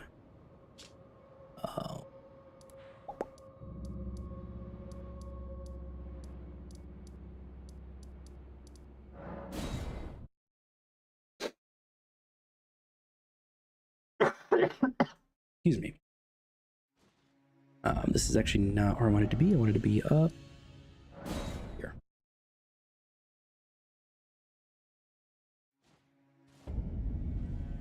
Okay, so this is where we fight Sewer Mohg, this little area. So Mohg, like I said, is Lord of Blood. He stole Miquella. And the Three Fingers are... they're banished down here. So all these merchants succumbed to madness because they were, I don't know, just unliked, I guess. It's very unclear with the merchants, for me anyway. There's a dog there. Oh, there I go. And I survived. But yes, this doorway here, I guess I haven't opened it yet. So if you're watching, you can see what happens here.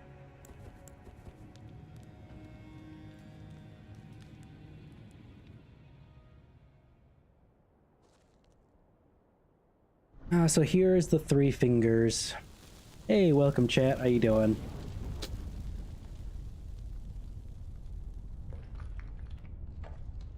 So here we're just getting a quick cutscene of the Three Fingers, showing some of the viewers a little bit more of the lore on some of these fingers.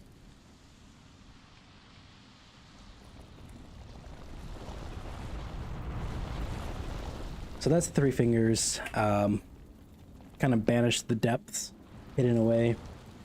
I'm doing pretty good. I'm doing pretty good. I was just doing a randomizer. I'm going to get back to it here in a few minutes. I just wanted to kind of share some lore on my further progressed stuff. Saves, I should say. We're just kind of introducing the Three Fingers, like I said. So there's only one other character that we know about that has been touched by the Three Fingers, or scolded by the Three Fingers, and that is Vyke. And he did it for what we know. He did it for his maiden, to save her with the influence of Shabriri. Shabriri supposedly talked him into going down here, and he told her, hey, you know, your maiden's gonna sacrifice herself to burn the tree. Do you really want to do that? Like, do you really want her to die for you? And the whole job of a Finger Maiden is to guide a Tarnished to that point. To the point where they burn the tree, right? But you can do this part and become a servant of the Three Fingers. So I've been marked by the Three Fingers, and now I have these red eyes that are shrouded with madness.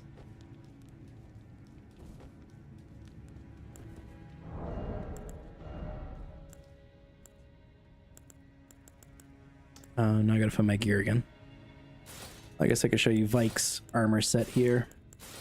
So this is Vike. You can see his armor, same, has been burned, touched by the three fingers. I don't know why the game makes us take all our armor off, compared to Vike, where he just got burned through his armor. So that's still a little unclear to me.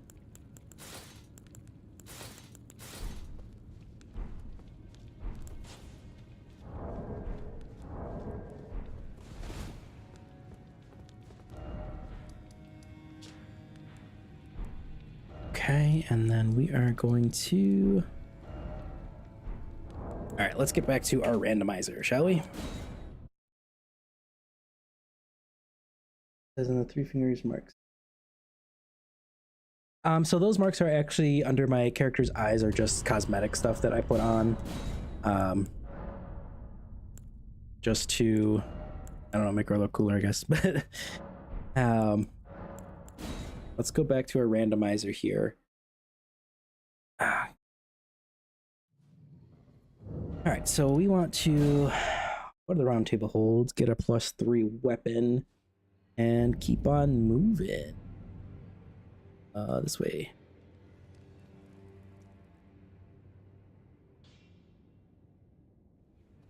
You're no matter loud, you're up. The girl, she's she has it. I saw enough her eyes. All right, +3. Oh, and +4. I didn't know I had a somber 4. That's neat.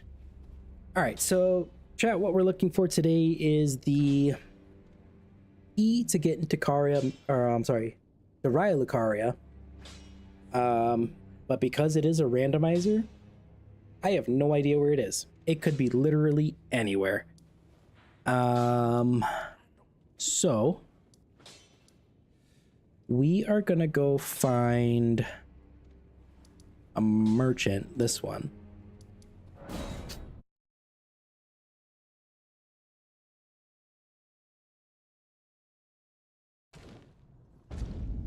All right, so we're gonna go southeast here, past these ruins. It's very obnoxiously large enemies. Little gathering by the fire.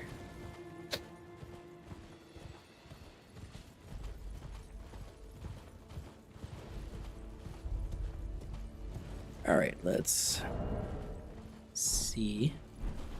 I guess there's a site of grace here.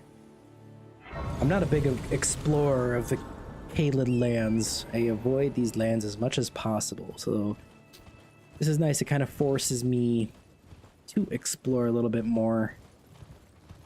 And even getting deeper into the lore that right there in front of us is a Scarlet Aeonia from Melania herself with her fight against Radahn, Starscourge Radahn.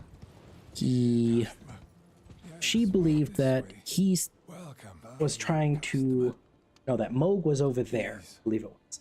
Mohg was in the lands of Caelid, but she was kind of right. He was actually beneath the lands of Caelid.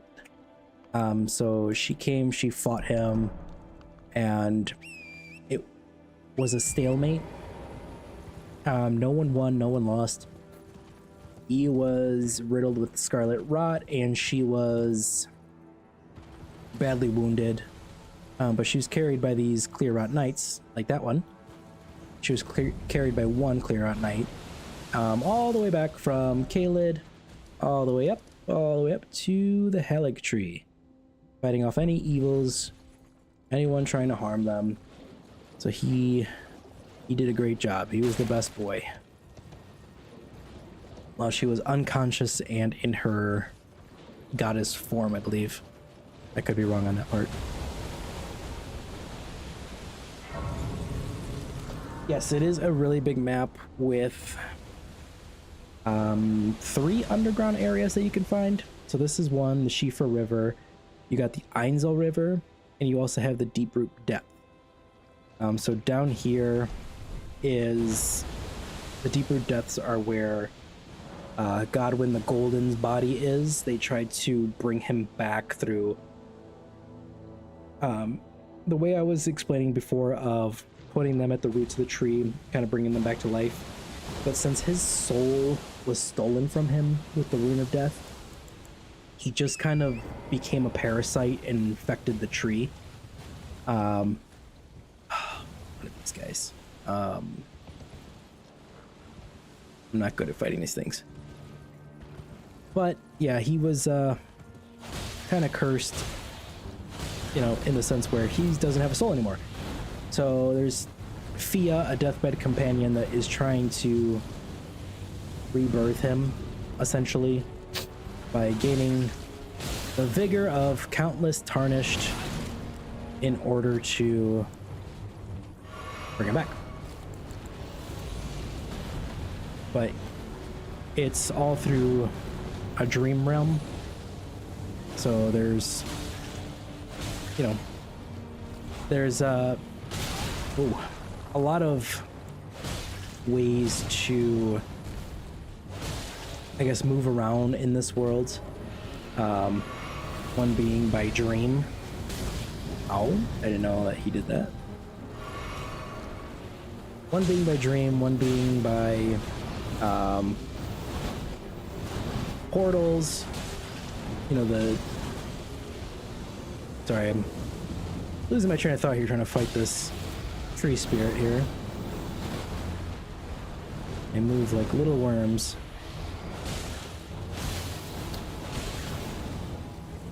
Nice we could have Torrent for this fight. There's not many fights you can use Torrent, which is our little mule, given to us by Melania, or I'm sorry, Melina. Melina. Yes, Melina. Which there's a lot of theories about Melina too. She's our maiden.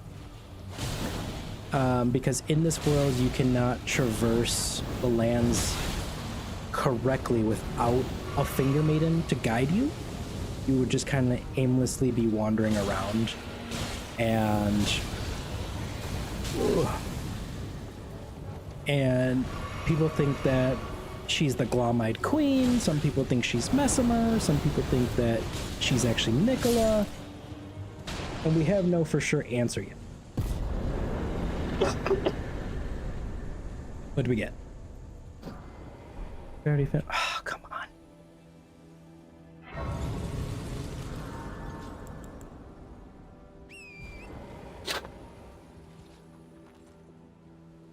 All right.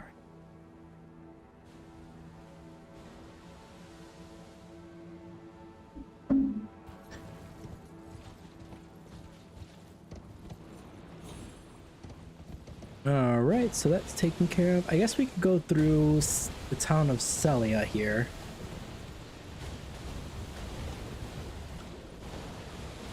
We're gonna need Somber 5. As long as we can get through 2-5, I would feel more comfortable fighting some of the other bosses.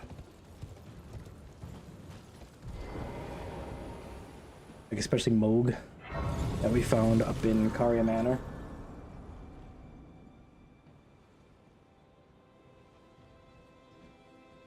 Get our heals back here.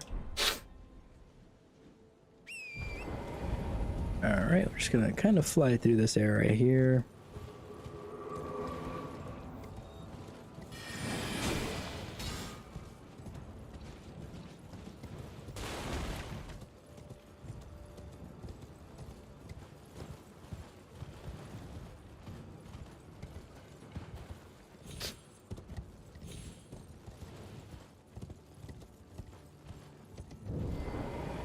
There we go. Oh wow, he looks A pleasure to see fantastic. you. A pleasure indeed. I'd hope to strap. Don't fret. Should you I will teach you this. Then I need your name resting at the rotting when the earth. But Millicent's suffering can be ameliorated. For this, seek the deep needle. First, it's hidden. Oh, okay. So, like I was saying before, because this is a randomizer, a lot of the quests are kind of funky. Like for his quest, you're supposed to find a golden needle. Boss that I just fought was supposed to be I thought you'd receive a completely felony. different Glad to boss. see you found it in you defeated. Make good use of it. But I don't now that intend to I make- defeated him, I obviously Yeah, I know wonder if he's in his study. If you it's have not there. my father, he's But I in short. remember, if I remember correctly, I think I could buy that needle here. So this goes back to the lore of Mikola and the golden needles. So Mikola created a golden needle for I'm sorry, not a golden needle. Mikola created golden armaments for Melania in order to suppress the Scarlet Rot. Now, I don't remember for sure if she created a needle or he created a needle for her as well. But right now we're looking for a golden needle to suppress the Scarlet Rot of that guy's quote-unquote daughter. I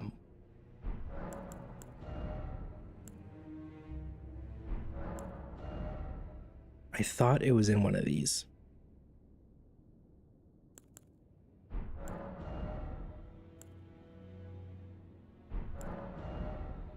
Guess not. But we can buy golden seed. And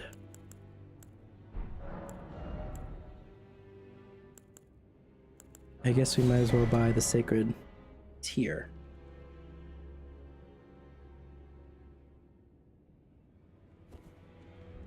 You then owing to, I think you've earned the power of the gold. I said I might put following all those who live in them Erics, and so it is. Okay. Flasks. Alright, now Pleased to meet you. Name's right now. I had a little miss, as you might guess. I'm privy to it. Would you care to learn? Time can move. A little conversation. Well done. Something to mark the occasion. oh, wow, thanks for the old thing. Oh, he has armor that you could buy. Okay. Oh, I wonder who's down here. So usually when you come down here, you face an NPC. I forget the name of him. Aldrich. Miriam. I don't know who you are. Oh, is this the... No? Oh, I know who he is. I guess it really doesn't matter who he is. He's dead. Alright, what are you giving me, Miriam? Vare's Bouquet. That is one of the worst weapons in the game. Looks pretty, but it is terrible. The base damage sucks, the range sucks. A bleed isn't even that good on it. Overall, 0 out of 10 weapon. Pretty though.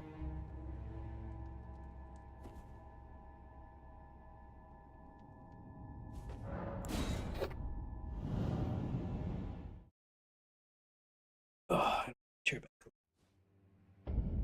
Oh.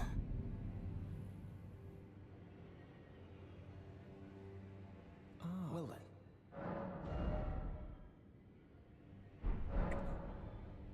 then.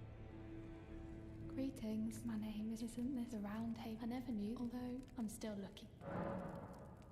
You're telling I don't. If I do have this, I suppose I should try to hone it, shouldn't I? I'll ask my. Certainly he does. I know he's track and tell. If I suppose I'll ask my. Okay, here we go.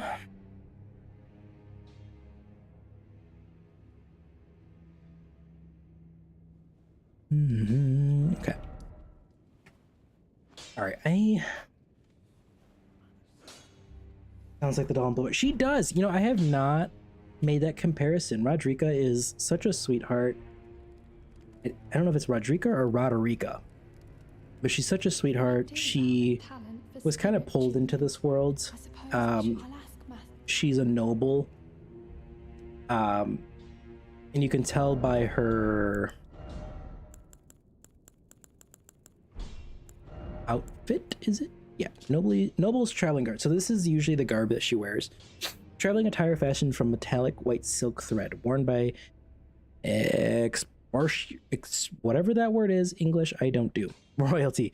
A gift of such rare beauty, a royal wouldn't disgrace their illustrious heritage even if found dead in a ditch in the middle of nowhere while wearing such splendid raiment. So essentially I guess it's not that one that says it, but there's another piece which is her owl that she wears. It says that they were kind of essentially forced into these lands to fight, and they would wear the red or the blue depending on the color, and they were just kind of, you know, just nobles. They don't really want to be there, and they were just gonna, like, she came in with a party of people that all got taken and grafted, which grafting is essentially taking people's parts off their body and putting them as your own to become a higher being. So it's kind of gross. And if there's any chance to ease the soul, I certain Roderica, yes, is her name. Why am I fat rolling?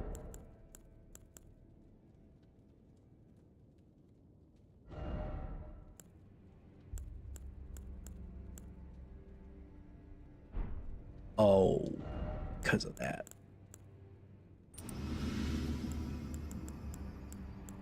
I see.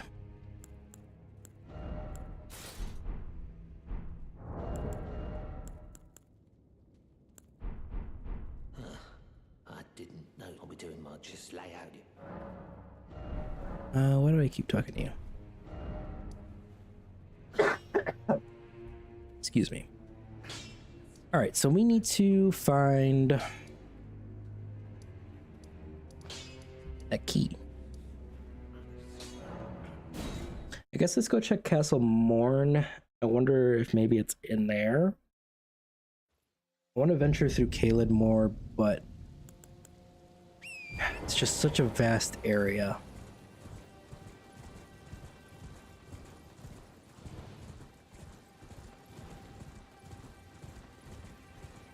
Again, we're just gonna run through.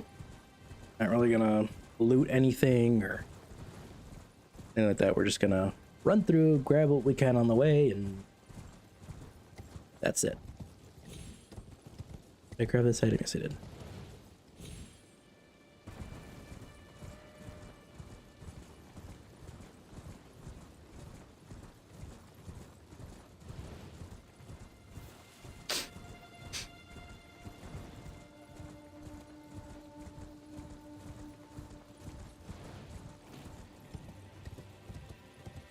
And we're in Castle Morn.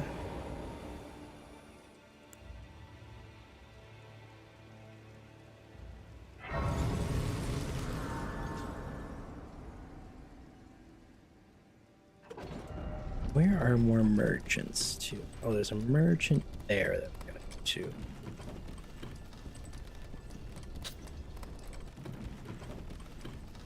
There's a merchant there.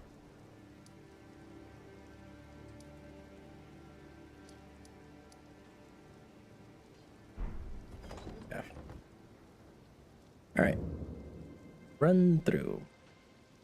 Not many hard enemies in here, so that's good. Ow, it's kind of rude.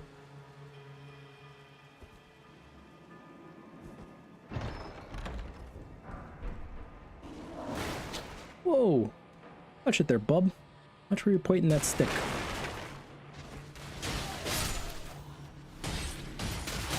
That's not a good idea.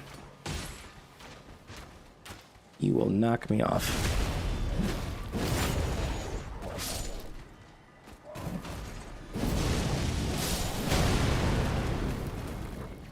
You didn't die? That wolf was resilient.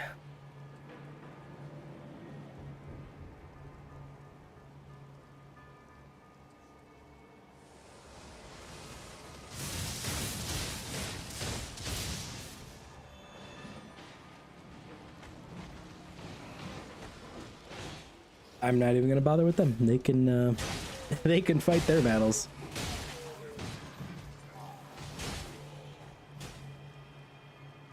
Yeah, the arrows. The arrows are savage. I think if I would have taken one more hit from those arrows, I would have fallen off the ladder and been stuck there for a minute.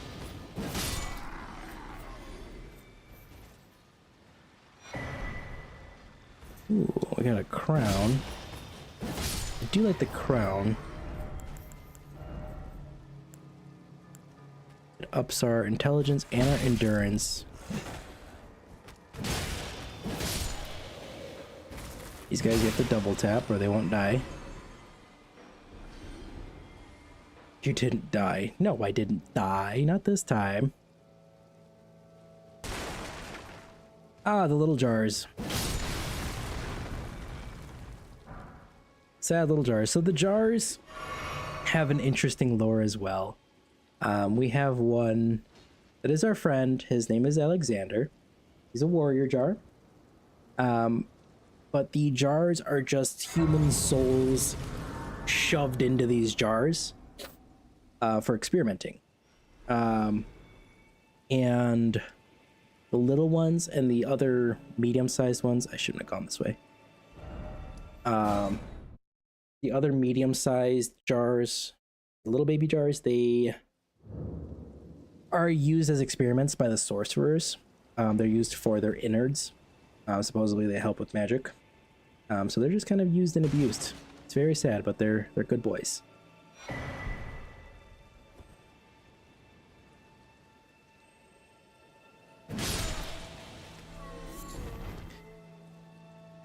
Can I grab that? Cool.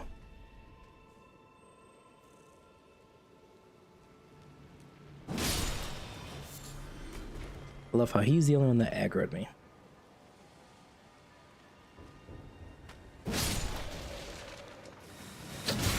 Boom. Go up here, grab the chest. A flower has some incredible range. Yeah, so like I was saying before about the sun, there is no sun. You can see all the light comes from the golden aura of the tree. So it looks like there's sunlight, but there's not. But there is a night cycle, which is kind of interesting to think about, that there's a day and night cycle. Yeah, some of the creatures in here are very gross.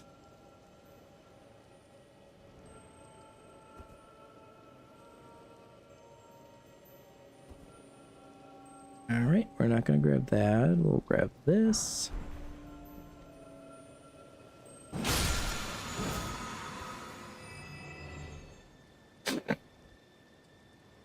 Alright,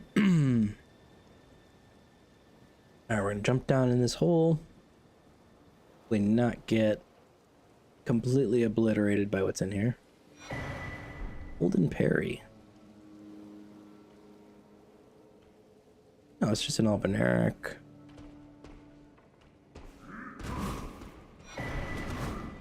Excuse me, pardon me. Coming through. I just want this side of grace.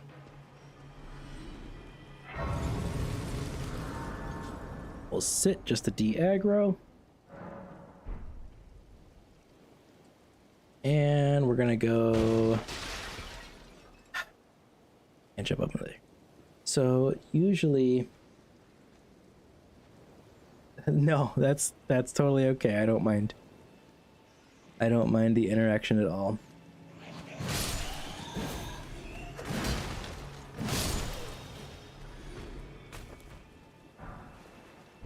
All right, so sometimes we can, yep, just like that. We could see what's back in there.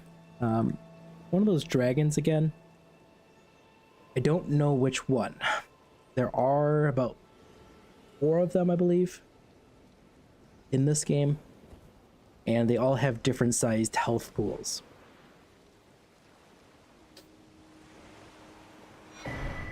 Ooh, Ancient Dragon Lightning Spear.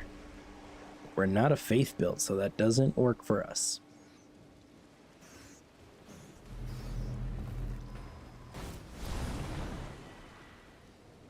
Alright, let's fight this boss here. Hopefully this goes okay. Alright. Oh, so I think this is one of the ones that isn't too bad.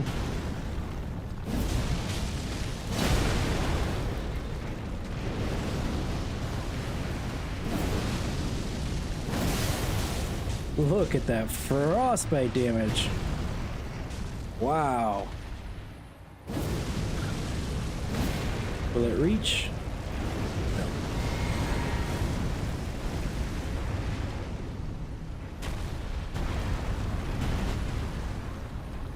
Yeah, so now he's standing up.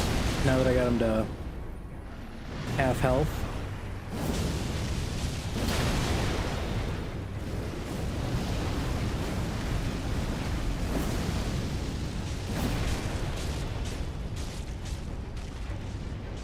Tick, tick, tick, tick. That was a terrible dodge. Alright, he's one hit. Bonk. And he's done. Yeah, we got a sacred tier. Alright. I will take that. Gonna sit. We're gonna use our sacred tier here. All right, now we're going to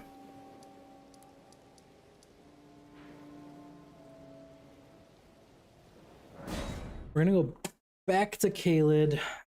As much as I don't like Caelid. All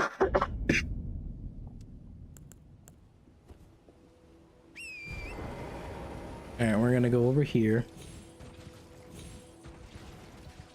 Yeah, so some fights usually go that well, others not so much. It all depends. Oh, there's the hands. There's the fingers. Now we were talking about creepy, there's the fingers. They are not friendly fingers. But yeah, sometimes my fights go really good, other times they don't go so well. This all depends what kind of weapon I have, how upgraded it is, who I'm fighting. I'd hope after 700 hours I was a little bit good.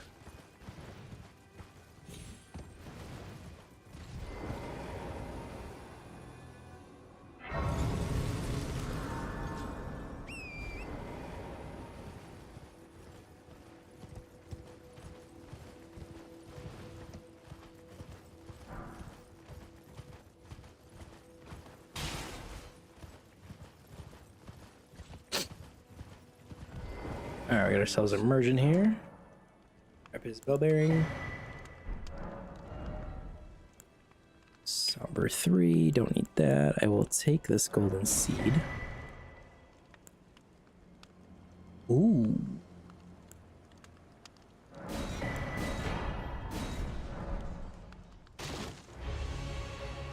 And the Knight's Calf. Ow.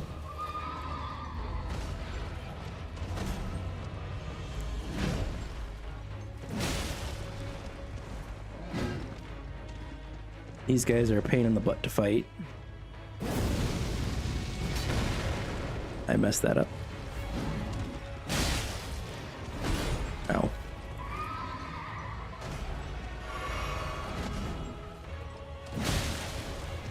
Yeah, so these guys are a little tough because when you swing at them, you can hit the horse and not him like that.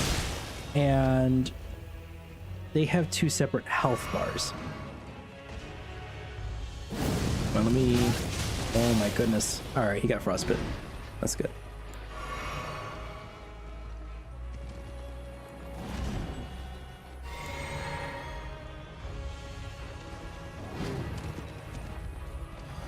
that. Alright, now we should be able to jump. Swing. Swing. Ooh.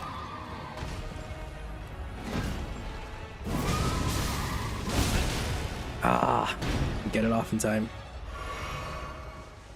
Alright, horse is going down. Or I'm going down. Come on.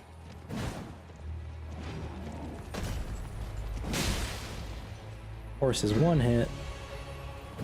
There we go. There we go.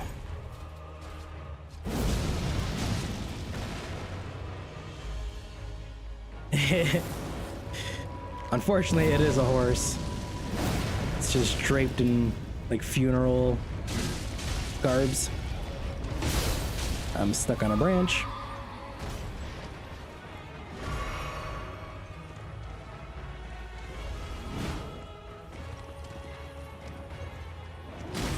Oh, come on. Alright, I'm getting too greedy. I see his health.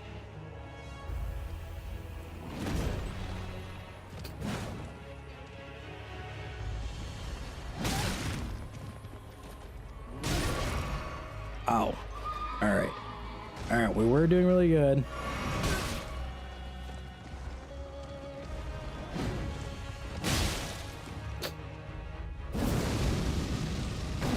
Ah, ran FP.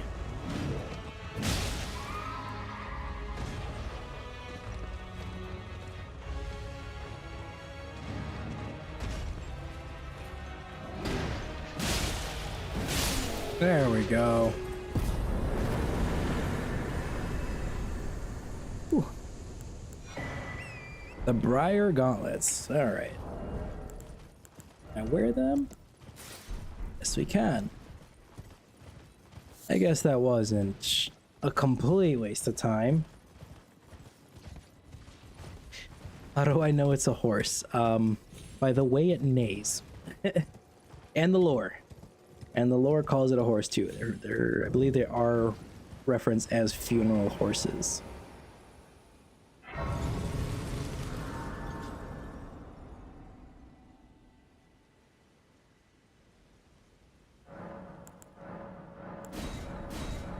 So like I was saying before, the Dragon Communion, that's this right here.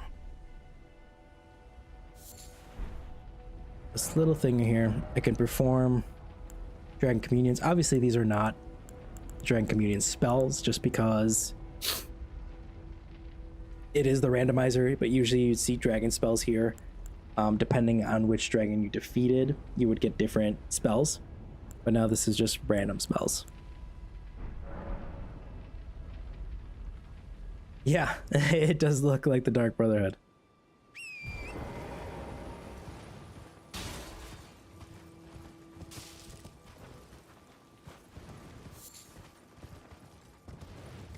Alright, now we're gonna go, I think we're gonna go over to where quote unquote Radahn is, or supposed to be.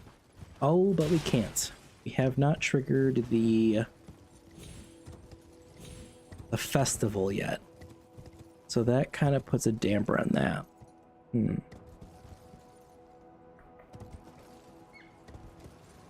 I guess I could go through the tunnel in Liurnia of the Lakes and do it that way.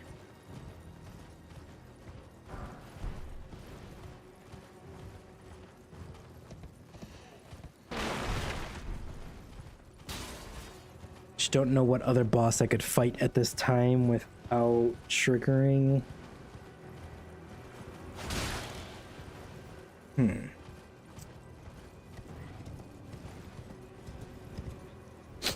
Those birds are a menace. So are those golems.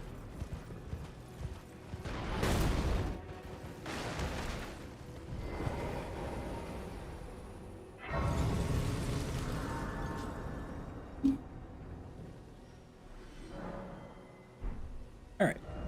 So we haven't triggered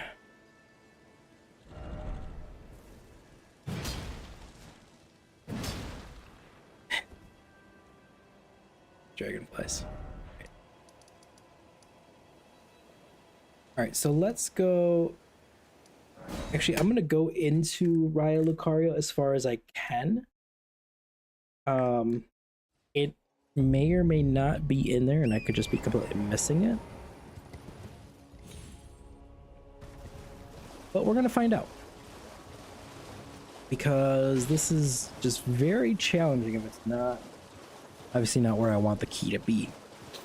Oh, maybe the Blackguard has him.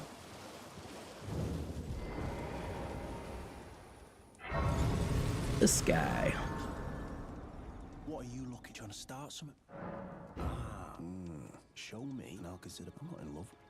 You're first.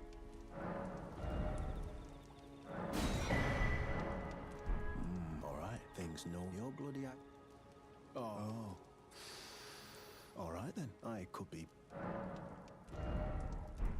Oh, alright, well, but it ain't mine anyway. Lucky she ain't that. Okay, so he doesn't have it. That's a bummer. Nor does he have his boiled prawn. Which the boiled prawn is very nice for defense. Gives you a defense boost.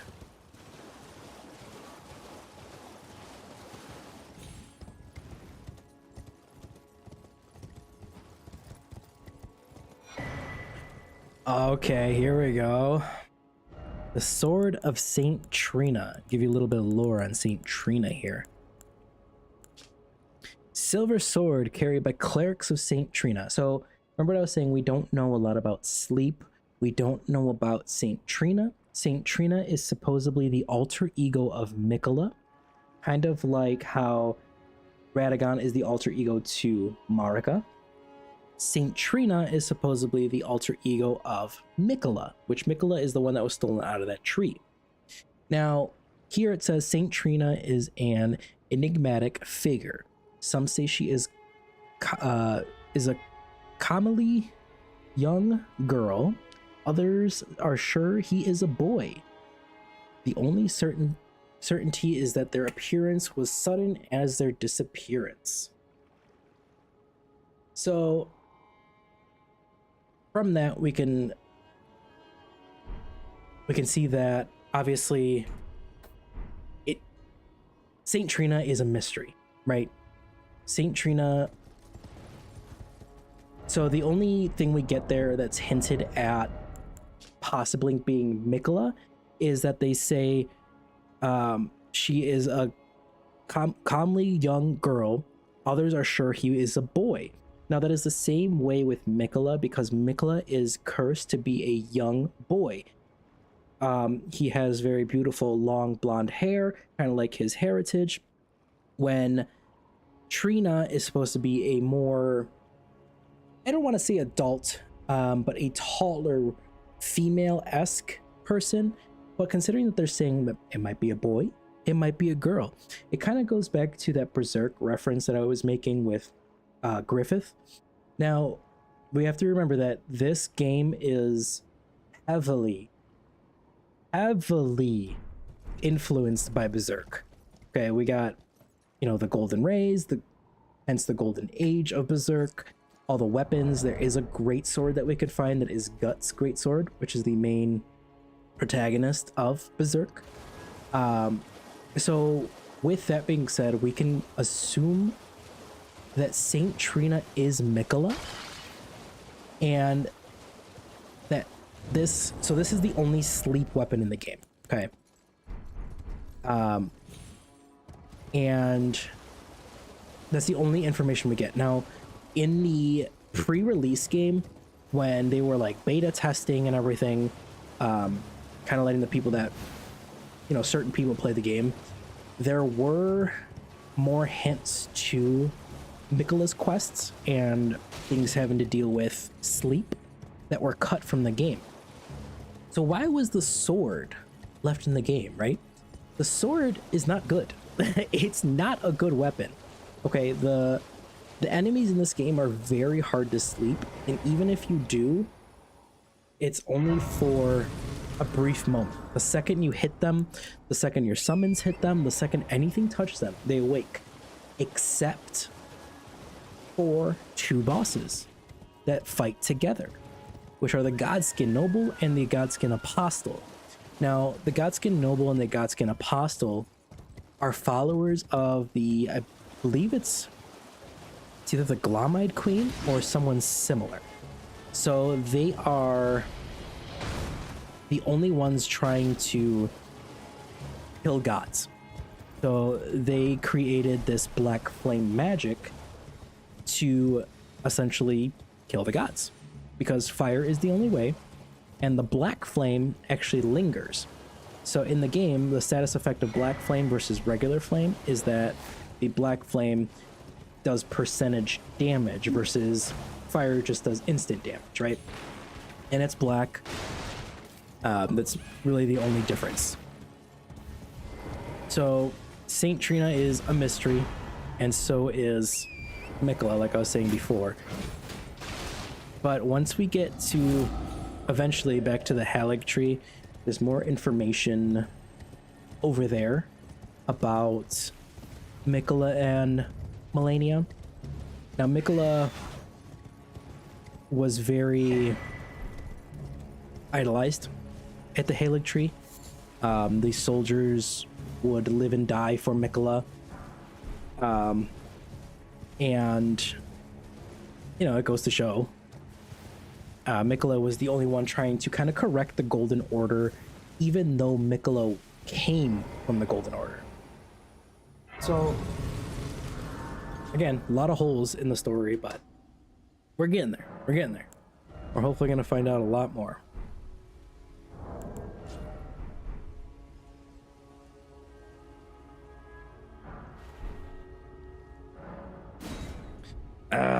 Okay, so no glintstone key here. Where could it possibly be? Let's go.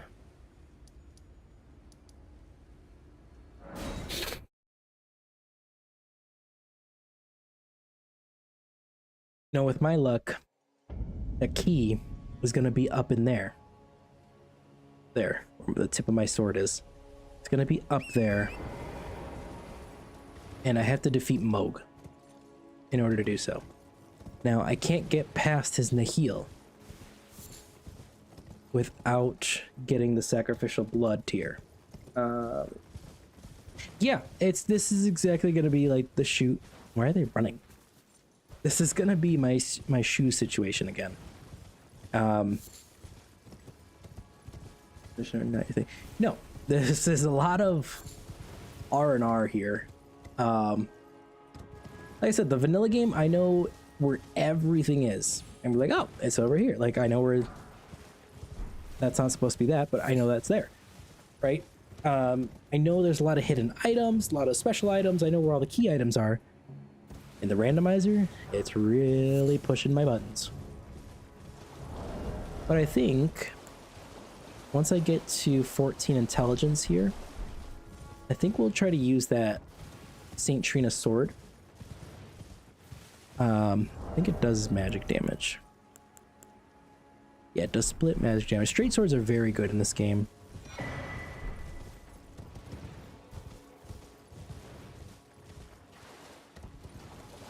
The movesets, I should say, are very good in this game, but I need to find a shield. They're very good sword and shield, or double straight sword. Which I don't think I have. No, I don't have another straight sword yet.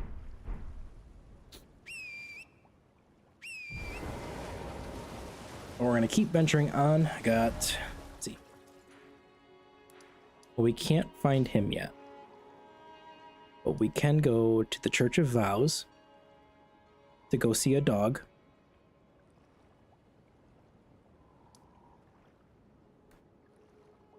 So I think I'll go up and around. Yeah. All right. Plan of action. Onward.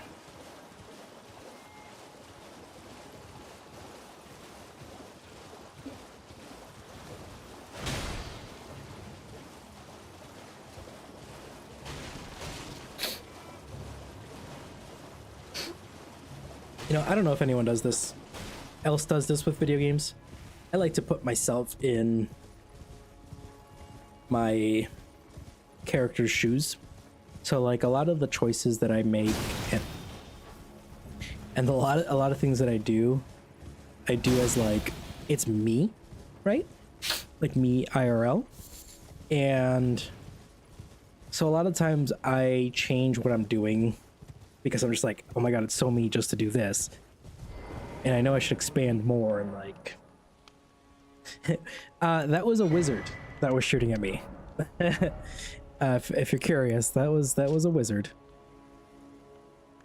Yeah, exactly, like role playing. I do love. Ooh, I need this.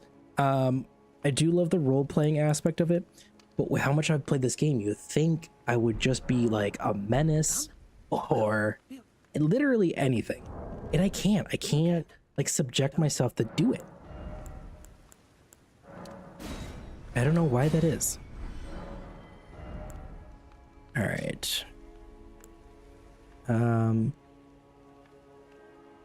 Helps you get away from our. Yeah, and that's one of the reasons I love video games in general, especially this game. You know, the world is so extensive and so vast, and there's so much happening. And to put myself in those shoes, it's like any generic isekai, right? You get dropped into this world, and you're like, wow, I can't die. Awesome, I can do all these things I've always dreamt of doing with little to no repercussions. That's awesome, right? And I kind of like to immerse myself in these games, which is why, especially lately, I've been so picky about what games I do and don't play. Because some they're just like, yeah, you know, whatever, it's cool. But I don't get to immerse myself in the game. I don't get to feel like I'm inside the game. Please feel that. Exactly. I feel like I'm actually accomplishing something. When I'm failing in other areas in real life, I know I can do them in a video game. I know I can succeed in here. I mean, that's why I've had 700 plus hours into this game. It just feels good. You know, every time I beat this game, it feels good. It feels like an accomplishment.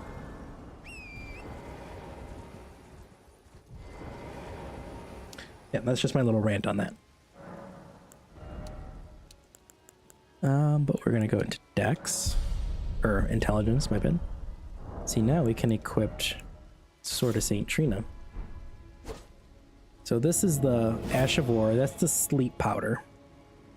And then it kind of coats your blade in this purple hue, which From Software games are very much about color coordination and everything. So the blue or the purple signifies sleep. You know, sleep is like, I kind of associate it with lavender. Lavender is a natural sleep aid. You know, the blues are more like a cold type of deal, and then the yellows are very bright, very holy colors, and the reds are fire and evil and blood, right? So they really put all those color palettes to good use here. And like even the environment, you know, with how gray, even though it's bright and yellow and gold, it's still very gray, very, you know, like it's dying. So this game takes place, I believe it's 5,000 years after the shattering of the Elden Ring. The Elden Ring is an actual item that we're trying to mend and trying to fix, right? So Queen Marika shattered the Elden Ring in order to essentially, you know, she noticed that what she was doing was wrong. So in order to put that to an end, she shattered the Elden Ring and was essentially crucified inside the tree, kind of like in a religious manner. She is crucified inside this tree as a punishment to her sin, right? Because she sinned against the tree and destroyed the Elden Ring. Ooh, that's a good item there. Oh, before I was talking about those Godskin Apostle and Godskin Noble. That's one of them. The Godskin Noble. or as I like to call them, the Godskin Fatty. They are the ones that are, I guess, the closest to being able to achieve on killing a god, because they have the means to.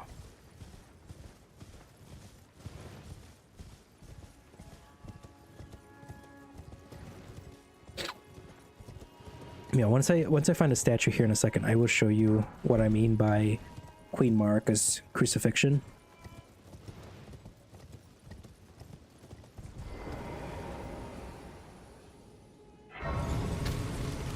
Actually, I know exactly where to go. Right here, to the Bellum Church.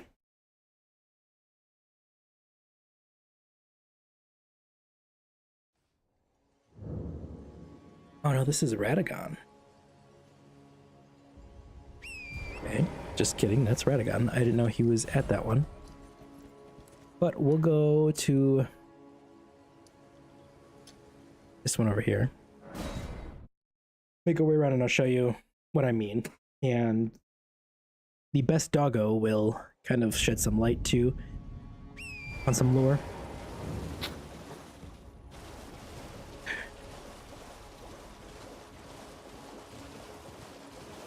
We're gonna go show chat the beloved talking doggo.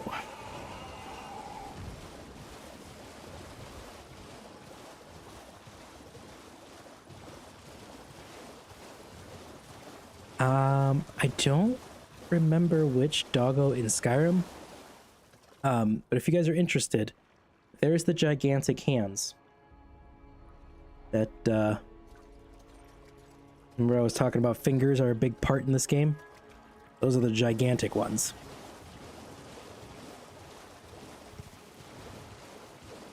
But yes, the best doggo is a Pope doggo. He's a good doggo. He talks. He sheds some light. Oh, that dog. I hate that dog. That dog should not have existed in the game of Skyrim. He was just a nuisance.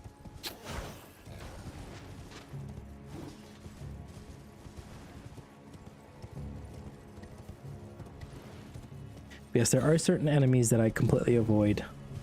Like those fingers, because they will hug you and touch you. It's kind of like the Whitebeards. They're probably still waiting for you at your level 50 character. Trying to show you the ways of the shout, and here you are destroying dragons and everything. The fingers actually use what is called gravity magic. The fire actually harms them. It makes them kind of roll around as they're being burned.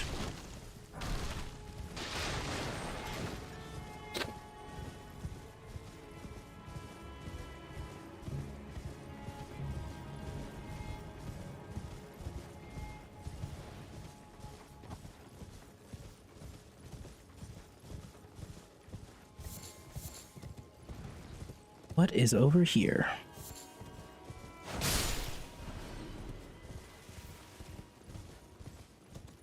Nothing.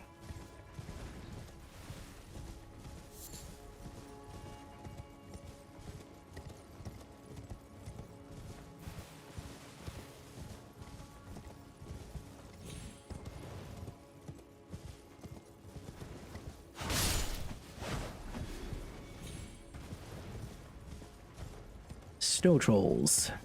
Alright, there's the church that we are headed to. And there's an omen right there, so we're just gonna sneak around. Yes, another thing that is shunned by the Erdtree are horns. It's hard to see who that guy over there has horns all over him. That is an omen child. And unless they are born into royalty, they get their horns cut off as a punishment. But here is the best boy, our Pope doggo. You're tarnished, aren't you? I welcome you to the Church of Vows. I am Miriel, steward of this sacred chamber. My apologies for the unseemly state of affairs.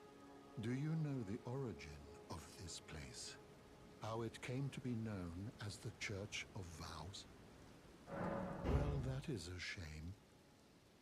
But who can blame you? The shattering has caused us, all of us, to lose sight of something very dear. It is here, at the Church of Vows, that the great houses of the Erd Tree and the Moon were joined by the matrimonial bond between red-haired Radagon and Renala of the Full Moon. And so our church holds in view the monuments of both houses, the Erd Tree of the capital and the Academy of Rea Lucaria. Oh, was there something you needed? You are free to show yourself around. I would serve as your guide, only my legs aren't what they used to be. If you find anything of use, you are free to take it with you. Unless, perhaps, you are in search of instruction, in which case I will share. So yes, that is Muriel. He is a doggo. Do you possess And concerning he's kind of been here order of this miracle and for so you thousands and restore thousands of me years. to experience solution He the miracle, and this time, if he was around when Radagon was with Marika, or I'm sorry, Radagon was with Renala, which Renala is Queen of the Full Moon, or the wizard lady, who was left by her mans. In order, he was essentially planting seeds. From what we've gathered with the lore, is that Marika has been working with and against the Erd Tree since she began. She knew that herself was not able to go against the Erd Tree by herself. She was not able to defile its orders. She was a vessel for this Erd Tree. So she birthed all these children, and same with Radagon, in order to have different lineages, because magic is so powerful in this game, and they make it so well known that magic is just so powerful, right? And so they birthed certain children, each of them, and they're demigods because they came from an Empyrean, which is a god, which is Marika. She and Radagon had babies, so all the red-haired children are the demigods because she had children with herself, if that makes sense, because they are one and the same, but they are separate at the same time. So I don't know how exactly that works, because they're two different entities, but they had 3 children.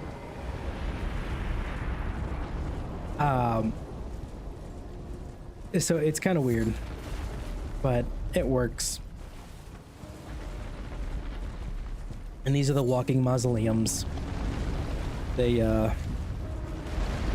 have purposes in the lore. They were made to try to bring back Godwyn the Golden. That was the first demigod to be slain. They were supposed to wander until a body was placed inside them, and then you'd be able to essentially reincarnate them into the world.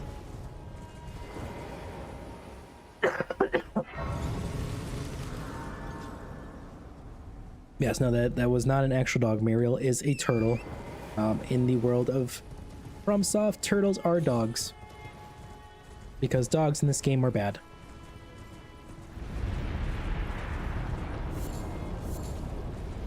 Wait, did I say turtles are bad or dogs are bad? Dogs are bad in the game. Turtles are good.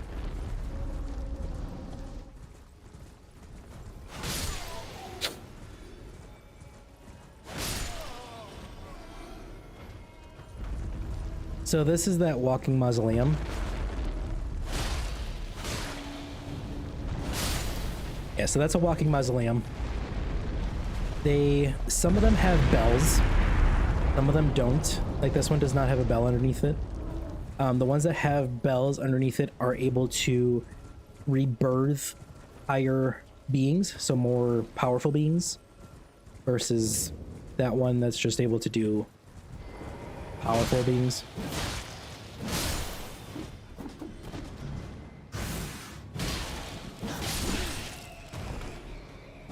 These puppets, these marionette soldiers, they were made by another one of those dragons. They were made by the Raya Lucaria sorcerers. Alright, we're gonna try to do this skip really quick. Such a pain in the butt. Nope.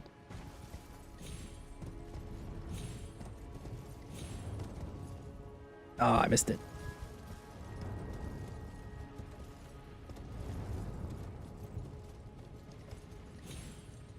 Nope.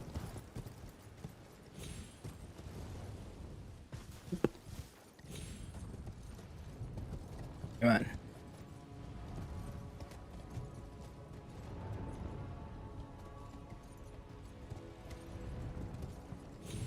Ah. Tough one. Oh wait, I know. I think I could do it with a bow. Yeah, I should be able to do it with a bow.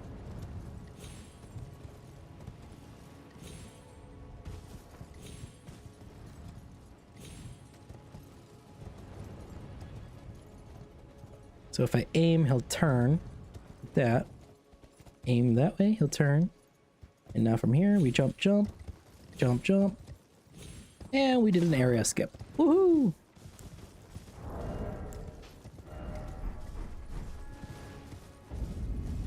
Alright. Oh my god. This is... Ah! Ah!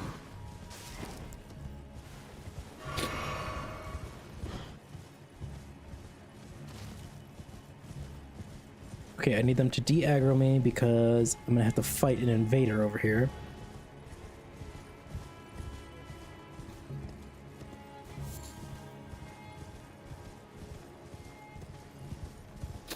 Okay.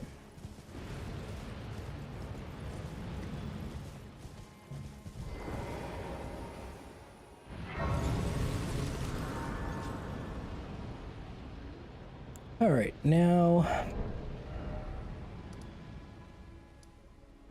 we should be able to go to this church over here and fight Vike.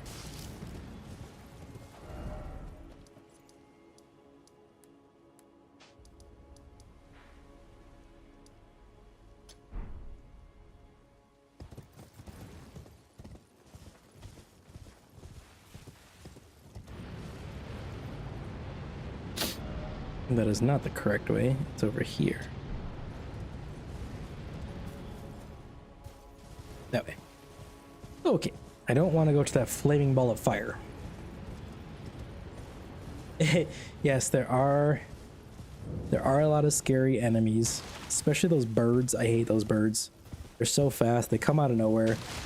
They're usually perched up on a tall area.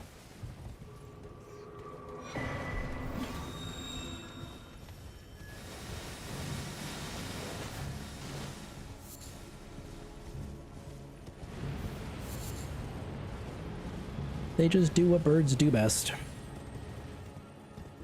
Alright, now I'm gonna get forced off my horse. Maybe?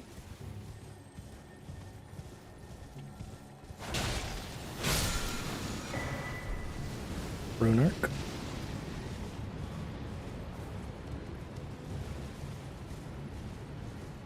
Alright, here we'll get forced off our horse. There we go.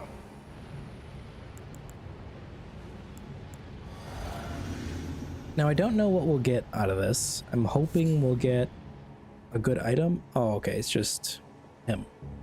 Usually we'll get invaded by Vike here. Just like I was saying before, Vike is the one that was burned by the Three Fingers. NPCs or something. Ow. That didn't even hurt that bad.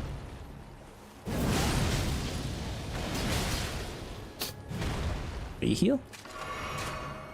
Dodge that. Ow. Butt slam. Cost you your life. Really? All we get are some arrows.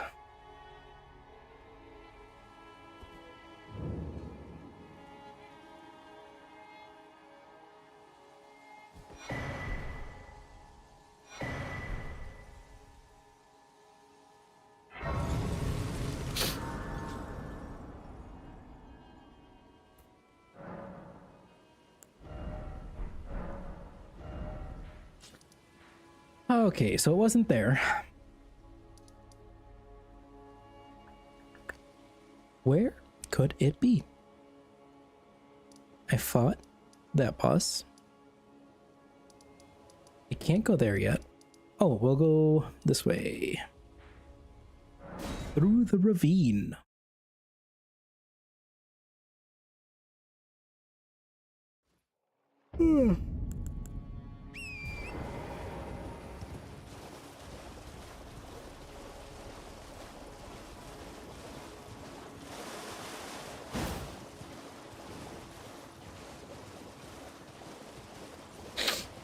The average time to take 6.0 time up. The base game from complete to start to finish is 120 hours. To 100% the game, I think it took me close to 200, I believe. But the base game is like finding, I believe, everything, exploring all the areas and everything. The DLC is supposed to be a comparable length. So the base game, I believe, is like 80 gigs, I think, and the DLC is going to be about 60. So they're going to be very comparable in size. Yeah, it's a whole game. People were so angry about the price of it because it was $50. But it's like, okay, it's essentially Elden Ring 2.0. We are getting a lot more weapons. We're getting 8 new weapon classes. We're getting new armor, new areas. There's like, I think, 4 new legacy dungeons. Which legacy dungeons are... I'll show you on the map here. Oh, come on. Legacy dungeons are... Like, this whole area is a legacy dungeon. This whole area is a legacy dungeon.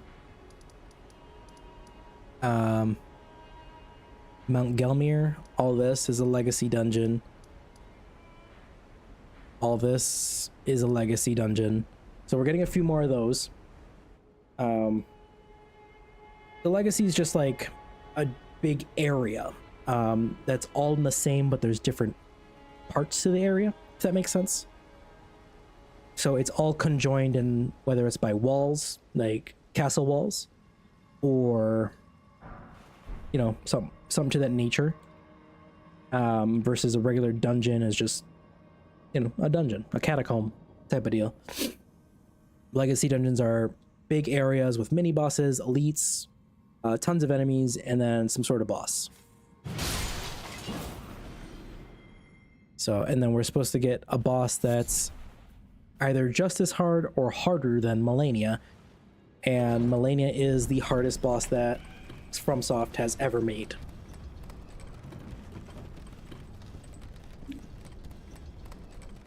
So, we're thinking it might be Mesmer, but there is no confirmation that he's going to be the hardest boss. Considering Malenia was the... What the... I go under you? Nice. Malenia was the... essentially the face of Elden Ring when it first came out. And now Mesmer is the face. We're kind of under the impression that he will be the final, and not final boss, but the hardest boss. Because Malenia is the hardest boss in the base game, and then you know, when you pre-ordered the whatever version of the game, you got like a figure of her and this, that, the other. And now it's Messimer that we're getting stuff for him.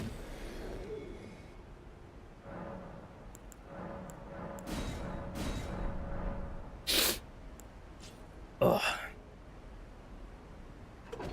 Sorry if I'm moving a ton, chat. I'm a little uncomfortable right now with my back. I keep needing to adjust.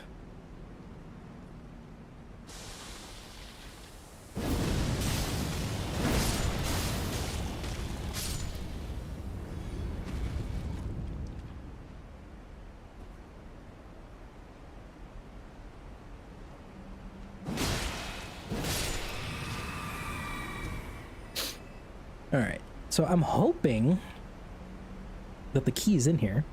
If not, we'll at least be able to defeat the boss in here, and then we'll be able to activate the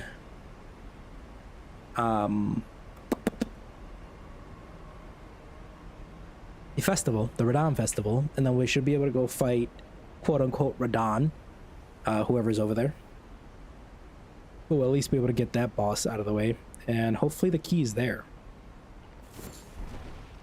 Because this is... oh, just a tree avatar. That's it?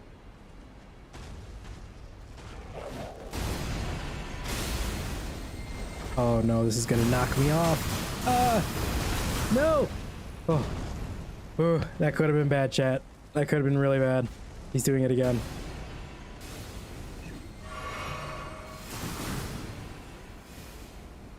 Oh boy.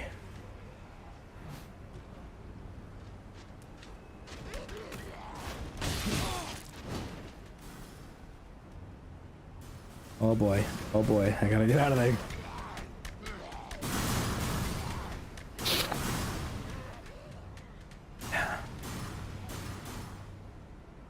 Ooh. Can I use the moon veil? Not yet. I need more intelligence. The moon veil is such a good weapon. A lot of people hate it because it's overused, but it's such an elegant weapon.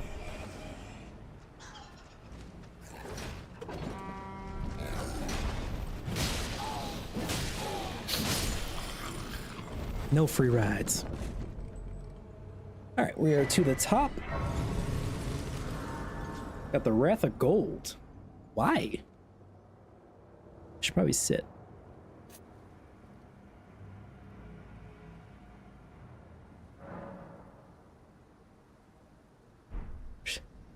Yeah, that'd be scary if he could chase me up the stairs.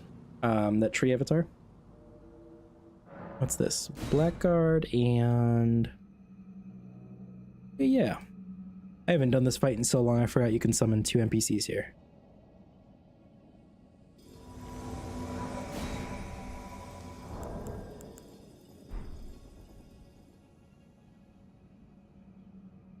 Now we just wait for the other one to show up, and then we're good to go in. There he is. He's gonna wave at me. Oh, he pointed at me. All right. All right. Let's go, gentlemen. Let's go see what's on the other side of this wall. Usually, it's one of those magma worms. The dragons. The black dragons. Are there any characters that you can summon beasts, creatures? Yes. So there are summons. I have a few here. They are... why can't I use any? Oh, because I have 2 people summoned, I can't use them right now. Oh, now I can. Just kidding, I lied. So I can summon these spirit summons. Like this. And you just find them throughout the lands. And you can upgrade them as well, and you can make them very broken. Hey, Loretta. There are some very broken ones. There are some very useless ones. There are some that just give you buffs. And that's pretty much all they're good for. But yeah, it's this is the first game where you could do it. And people think it's easy mode. But a lot of people argue, you know, because it's in the game, you can use it, and all that kind of jazz. but all the veterans get very salty when you use things that make the game easier.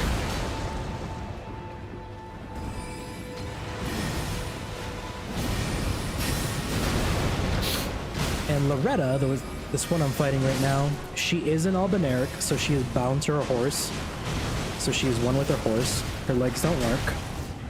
And she is very resistant to magic.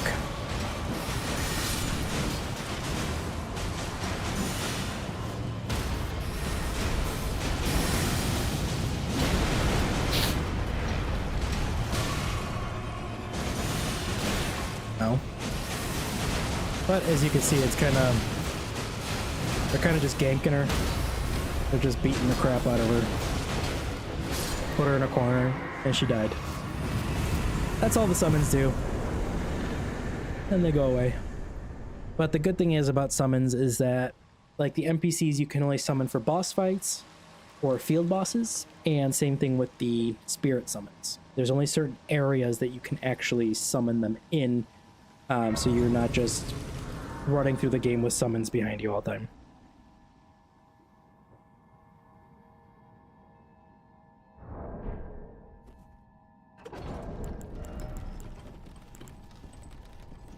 Oh, I guess I haven't checked underground either. The key might be down there. I could also go to Mohg's palace because we know Mohg won't be there. Now we're getting somewhere. But I'm going to start the Radahn Festival, which just by sitting at the site of grace will start it. We'll go over there, we'll warp over there, fight whoever's in his place, and kick his butt. But there are also puppet summons that you can do. So, like this one is the Dung Eater. He is an actual NPC in the game. But there is lore with puppets and everything. So he was turned into a puppet in this one. And you can summon him. I just don't have enough magic points to summon him right now. It does take magic. Then you can summon mimics, which are an identical copy of you, and they use whatever weapons and armor that you currently attain at the time of a summon, which is really cool. But also very broken if you can build it right. Pre-patch, you could sit there and let your summon fight the whole fight and beat whoever is in front of them. So it was very broken. All right, so now we're gonna go over here. That's why we got this set of grace earlier. We could just jump, right? You know, this portal is active. Ooh, portal, scary. And that castle right there is the most underwhelming legacy dungeons in this game, which is super unfortunate because Radahn is supposed to be one of the most powerful demigods in the game. They nerfed him in one of the patches to make him a little bit easier to fight because people were complaining too much. He's still very difficult, but you know, complain enough and you get what you want, right? I guess that's how that works. So this castle is supposed to be the Redmane Castle. It's supposed to be the strongest knights, the strongest demigod, this, that, the other, and it's just very underwhelming. There's no enemies in here. There's not much you can do. So that's where we're at. And this is Blythe. He's a half wolf, half man. He's kind of a ding dong. And this is Alexander, the Great Jar.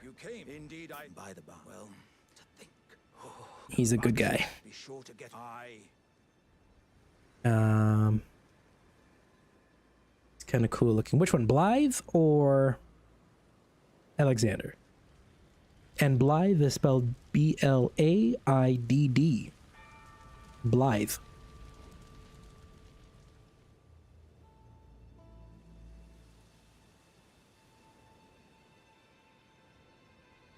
Are you good and prepared, young chum? The festival.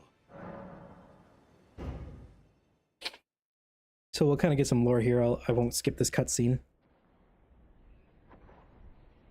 Of course, there's going to be no sound because we're in the randomizer. But this is It's supposed to be Radahn, and that's his horse Leonard.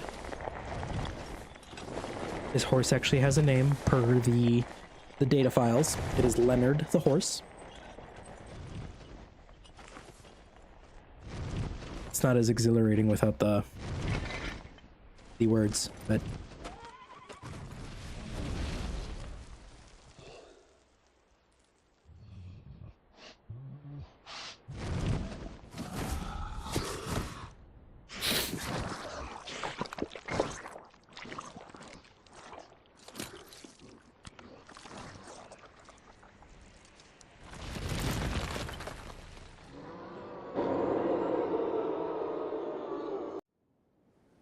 that's Radahn. Oh, gather to celebrate!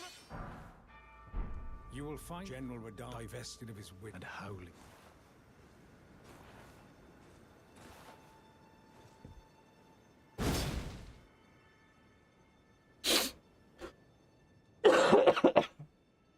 All right. Let's go see who's on the other side, shall we?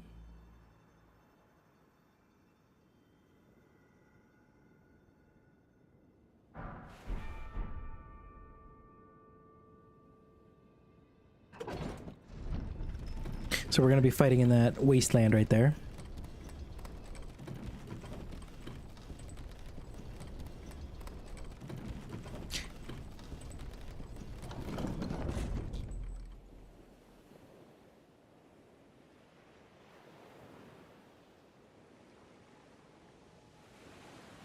All right. Let's see who we got. I hope it's someone kind of easy, because, oh. Is it actually just Radahn? Oh, no, it's Radagon. Okay, so, again, lore. Remember I was talking about Radagon? So, Radagon is supposed to be the second to last boss in the game, and we will be fighting him here and now. He's a very pretty man. So, Radagon is Marika. Marika is Radagon. Remember that whole ordeal? Oh, there he is.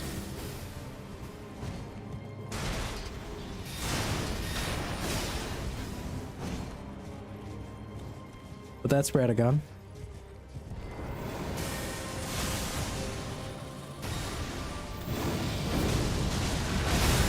Ouch.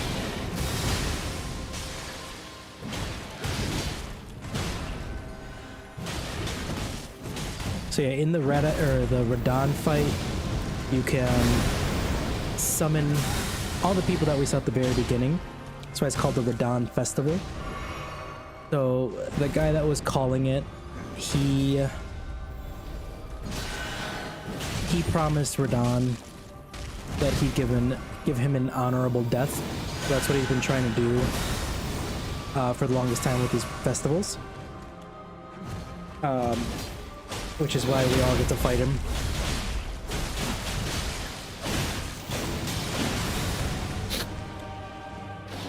But I kind of hope he does not go into second phase. Ouch. Because second phase is the final boss of the game. Oh, he ran out.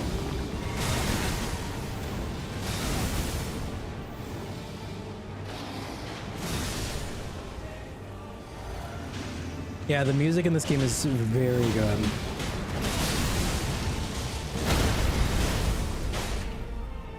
Boom. Boom. One more.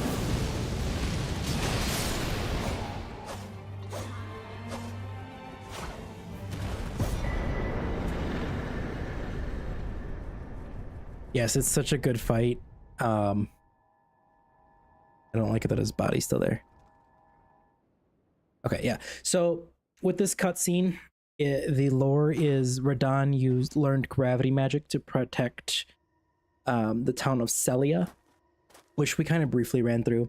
But he was holding back the stars, which is why the stars are falling right now.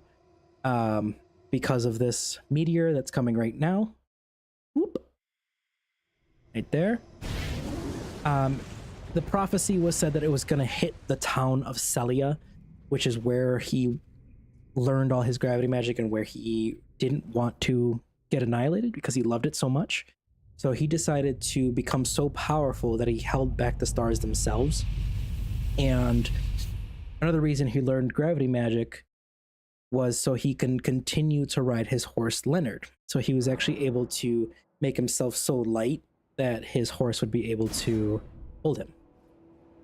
And even though he lost his wits and, you know, all that, like his smarts from the Scarlet Rot, he still remembered his horse. I mean, he was still a companion to his horse. He never harmed his horse at all. Aye, one hit after that, and as such, So yeah, as luck would, if I can, and you know.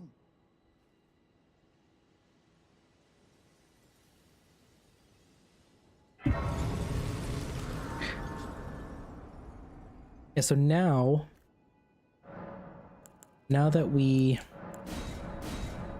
defeated this part of the game, we can go underground to this little red marker, Starfall Crater.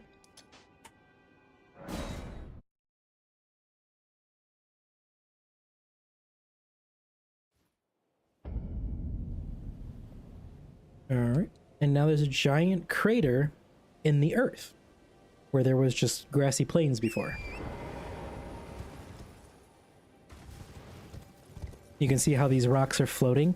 That's because it's essentially gravity magic. So it's just levitating like that because it's from space.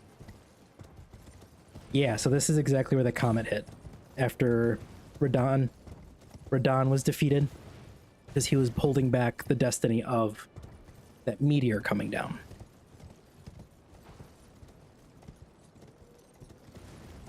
Yeah, so it completely alters the map and opens up a whole new area that we have not explored yet. You can see all the water coming down, spewing out of the side of the mountain. And now we're in here. So it's part of the lore. After you defeat him, there's a little red marker that shows up here to kind of show you where the meteor lands. And you kind of just go investigate it, and then you end up here.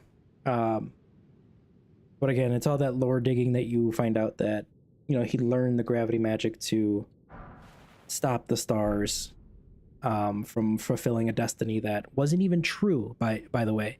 It landed on the complete opposite side of the map.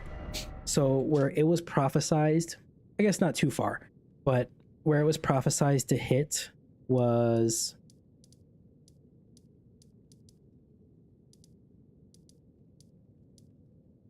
here. So it was prophesized to hit this town here, the town of Celia. It's a sorcery town. And instead, it hit all the way over here. So that's why he was kind of camped out in this little barren wasteland, was because that's where he thought, you know, that's where his destiny lied. So now we're in Nokron, the Eternal City.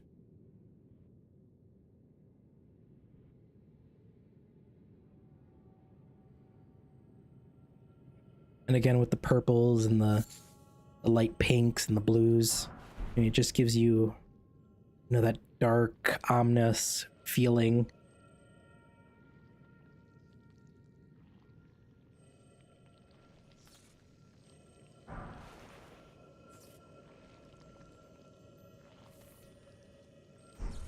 You can go close to the sea. You can go like right on the shore of it. You can't physically go in it. There are boats in it, which we have no idea why there are. Considering the fact there's no like land battles or anything, land of sea battles, or there's no sea creatures. But if you look at the original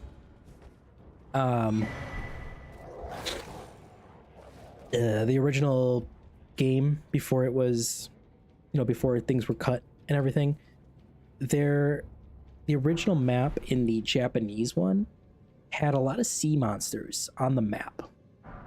So, like, out here in this water area, there would be sea monsters.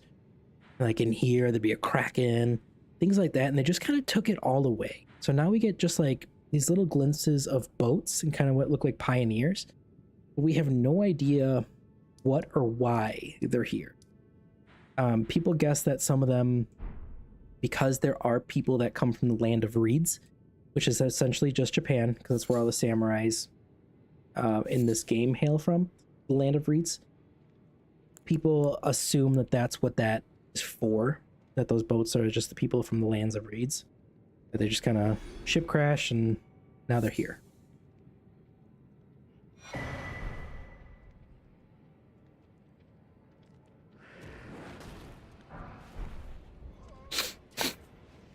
I don't know if you noticed, chat, I finally got the Somber 5. Just picked it up. So now we can upgrade our weapon again.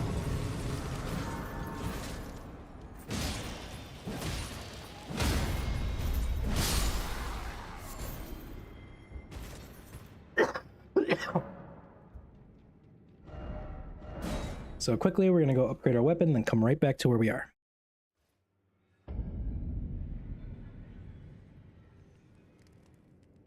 But see, here's the thing as well. I can't progress into the capital city without getting great runes. And you get great runes by defeating demigods or bosses. And I've defeated 2, 3, 2. And have not gotten one yet. So kind of like how those doors aren't open yet. We have to get a great rune in order for those doors to open in order to progress the story. But we can't do that yet. But we're gonna go 18.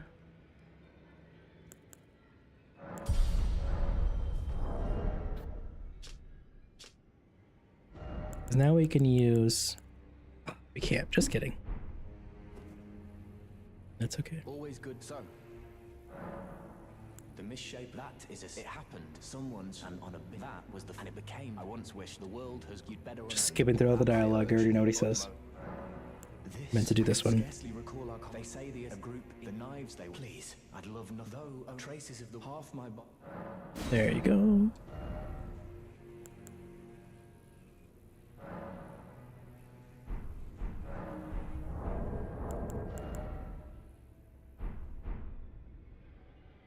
Okay.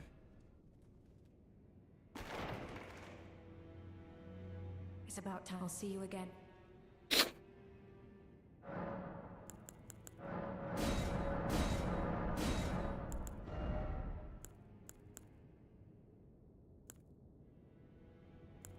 We got Ronnie's doll here. Look at this one. The game quality or... Oh, the audio for the... Yes, for the mic. Yeah, I did... I want to say for like an hour before I started streaming, I was just digging online and, you know, reading up on what I can do to make things sound better. Oh! There's that needle I was talking about. But yes, I've been working a lot into trying to get this better. Which I think I'm still going to get some like sound pads and everything for the corner because I am in a corner of a room.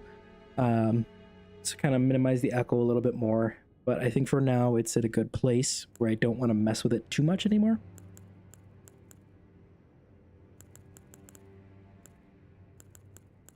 Okay, so I want to get into some lore about the unalloyed gold needle here really quick. So an intricately crafted needle of unalloyed gold. Now, to break down unalloyed gold means unalloyed is a metal that has not been altered with anything else. So this is pure gold, okay? So removed by Millicent from her flesh, bears no trace of befouled blood, but is faintly moist with dew. There is something, quote, there is something I must return to Melania, the dignity, the sense of self that allowed her to resist the call of the scarlet rot, unquote. So the point that we get this needle as is, when we find it in the vanilla game, we find it as a broken needle, okay? And we have to bring it to a certain guy so he can repair it, which you're kind of like, why can he repair it when Miquella was the only one that knew how to use and make unalloyed gold items? So that kind of puts a little pizzazz into that certain NPC. You're kind of like, what the heck? Because when you do find out what that guy is, he's not human. He's a bug in the form of a human. So we don't know if that's just the place he took, you know, so his real body wasn't shown or what have it. But it's just kind of weird that he's able to repair the Golden Needle, and we're supposed to give it to Millicent, which Millicent is one of the daughters of Melania. Melania has 4 daughters, which we don't know how they were born because Melania is rotted, so she's missing an arm, both her legs, on top of her private region, her breast, and her eyes. So they've all been deteriorated away. So the fact that she has 4 children, were they man-made or what? Hey, welcome back. Glad to have you here. We just got to Nokron. Still looking for the key to which one? Death count probably like 8. I don't know exactly. This might be number 9 with a scion. Yep, just like that. We are trying to find the key to the Raya Lucaria right now. Oh, my hand tattoo? Yeah, it's actually, I'll show you once I'm safe here. My hand tattoo is actually of Assassin's Creed for the Ezio version. I wonder what's hiding in there. All right.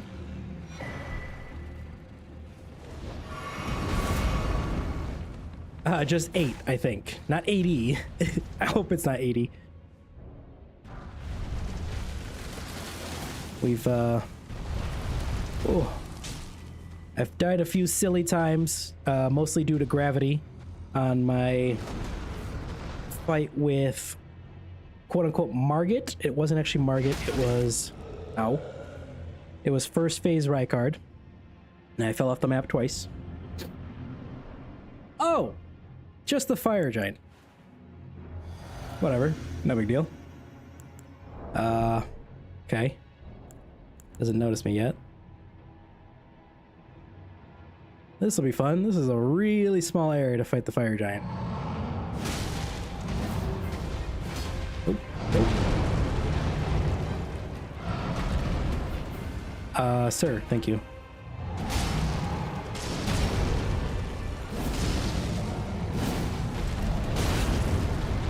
Thank you, Mr. Pillar. I appreciate that. And swoop.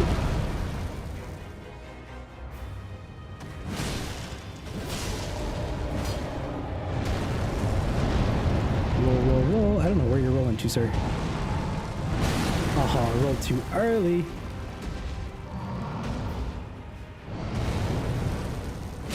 Give me that foot. Frostbite. Frostbite.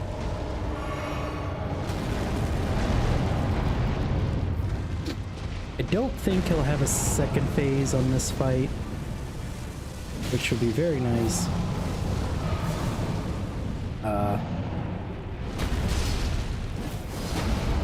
Go! I didn't know you could roll through that explosion. I'm kind of stuck. Okay.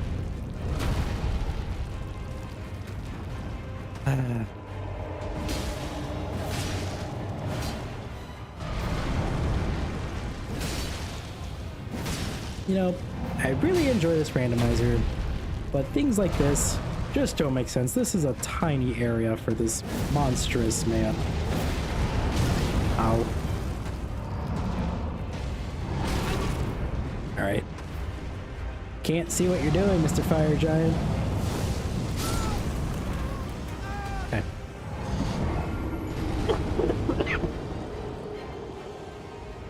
we'll say that's number 9.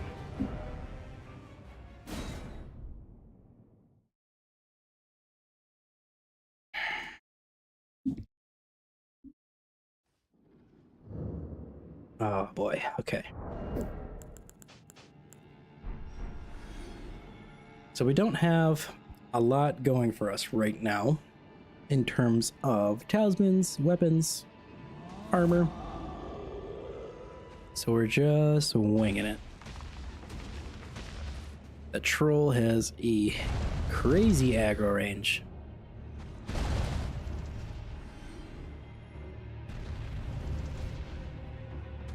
Grab this now. Ah. You stay up there. Thank you. All right. Round 2. Okay.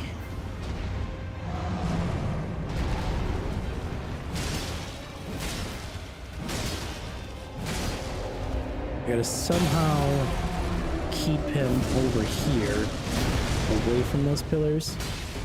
It's a really good start, though.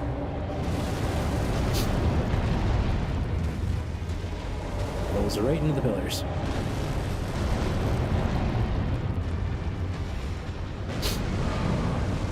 All right, big fireball.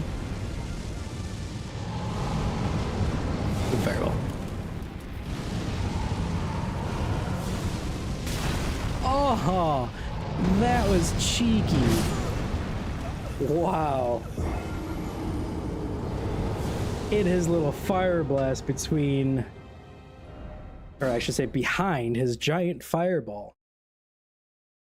That's my fault for standing still. I should know. Never stand still. All right. Hey, thanks for the follow. Appreciate that.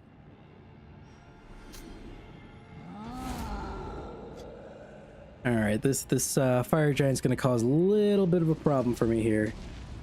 At least a few deaths. I don't think I've ever had such a problem with him in vanilla. Mainly because of the wide open space. Haha.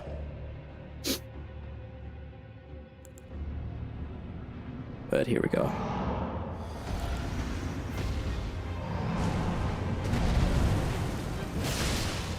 Okay, okay.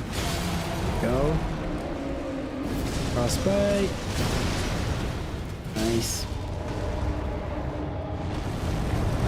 Roll, roll, roll. Please don't roll again.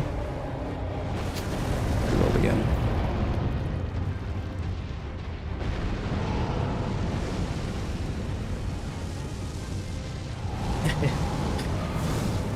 Yeah, it's definitely a change from the vanilla.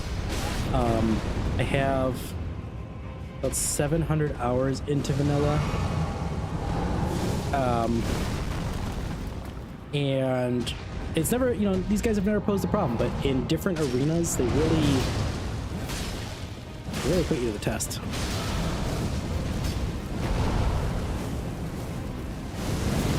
You do fire, I do fire.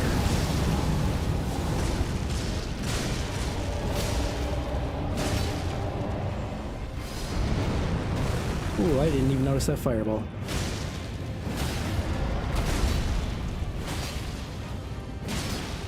Okay. Come on. Yeah! Alright.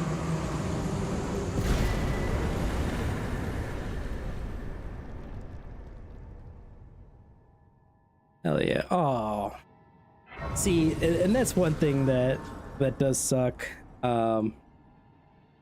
Ask if you do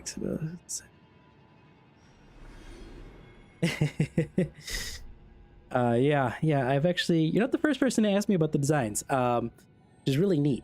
I'd love to see if you, what you could do.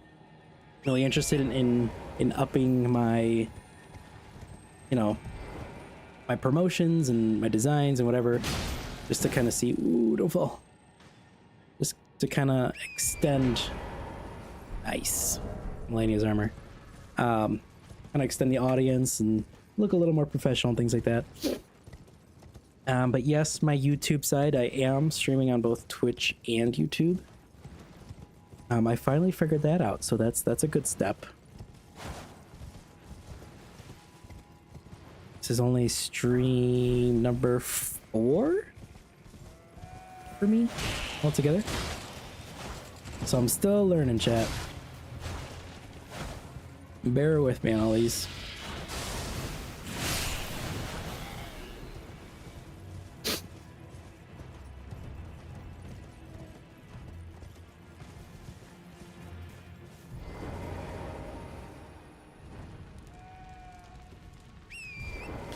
Yeah, stream 4. I was hoping it'd be more than this. I tried to make a schedule and everything. But between my health being poor lately and working, it just hasn't worked out. And family life and everything. But I'm hoping to keep rolling with what I'm doing now. So yeah, I'm on. Well, thank you. I really appreciate that. I'm trying. I get a lot of my inspiration from just people I watch and just seeing how they do, and you know, when I see some streamers and I'm just like, I have a big thing with especially audio quality. If I can't stand to listen to a way something sounds, I won't. And I know some people feel the same way about that, just quality. So I've been like fine-tuning mine, at least quality-wise. Next is gonna be imagery and my background. I had a whole wall of Funkos behind me back there, and they all decided to eat themselves off the walls. So now they're all on the ground. Oh boy, oh boy.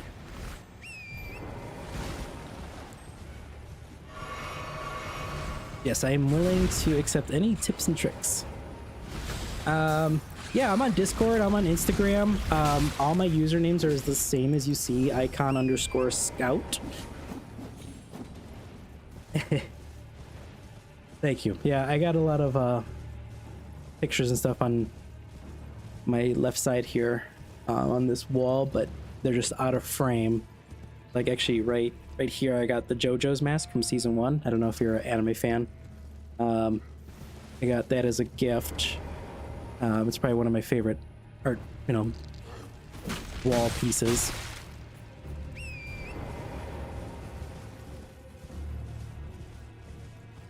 All right, is that glowing yet? No, I think I need one more. Yes, I need one more. Right there. Yeah, shoot me a invite on, or a friend request on Discord, and we could chat there. Whatever ideas you come with, or whatever you're offering, I'm definitely open to hearing that.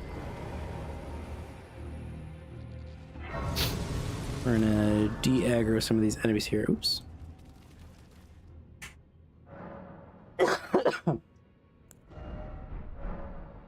Alright, we can level up if I drop a rune here, I think. 13.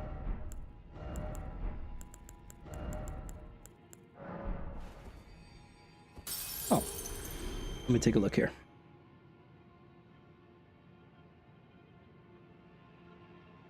It should be at capital I CON _ capital SCOUT.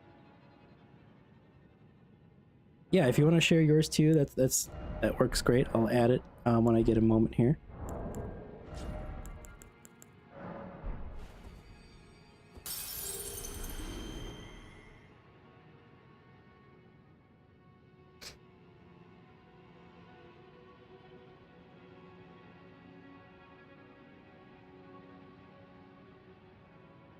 Bear with me, chat. One quick moment. All right, place the dot before. Okay.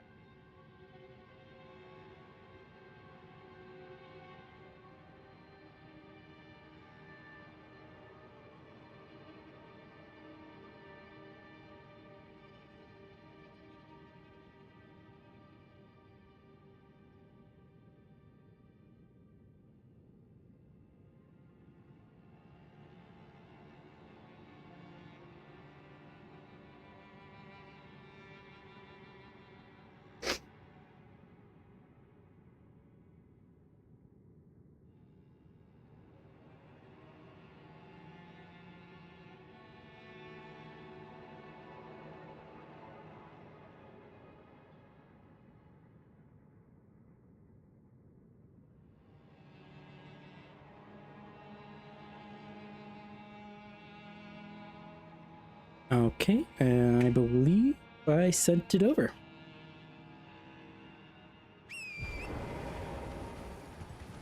All right, chat. So we lit these pillars here, these flame pillars, and now we got a message that power gathers, right? I don't know if you guys saw that.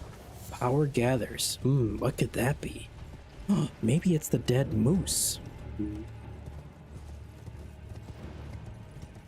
Oh, a lit up moose? What's in here? Let's find out. A fog wall. That means a boss. Let's see who's in here. Usually it is a giant moose that's in this fog wall. But right now, it's gonna be Dragon Lord Placidusax. This is not gonna go well, chat. So chat, if you remember earlier, I was talking about the original Elden Lord. This is him. He's very angry, very powerful, and I do no damage. He's, as you can see, he's missing a couple heads. It's only got 2 right now. Oh, please don't hurt me. You hurt me.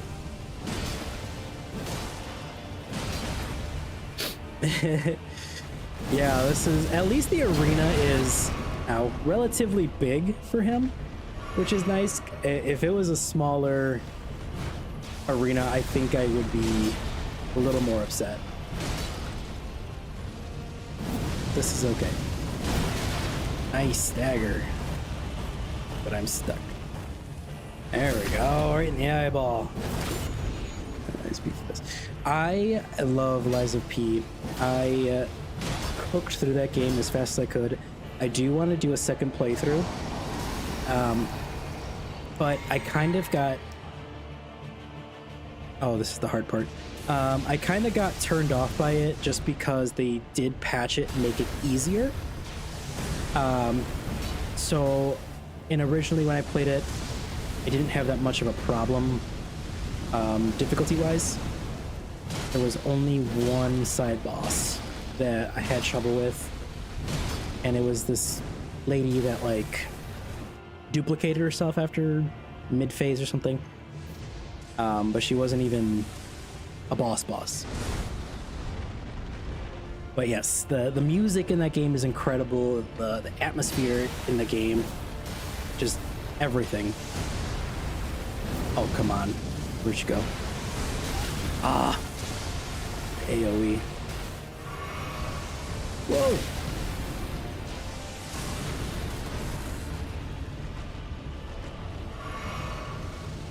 Not the golden breath. Stay down, stay down, stay down, stay down. Okay. Heal. Hit him in the tail. You know, I do miss one thing about the Dark Souls games is being able to cut the tails off dragons to get a weapon. That was always so much fun to do. Twitch assets. I actually know next to none about all the Twitch stuff. Oh no. No, not the golden breath. Yeah, like any knowledge anyone can share, I am open to learning. Because, like I said, I know next to none about any of this. I just downloaded the OBS, YouTubed how to set it up,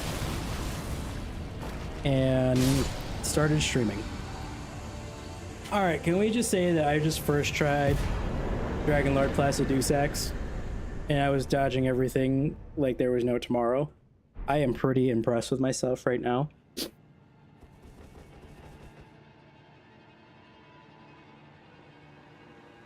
That was pretty nice.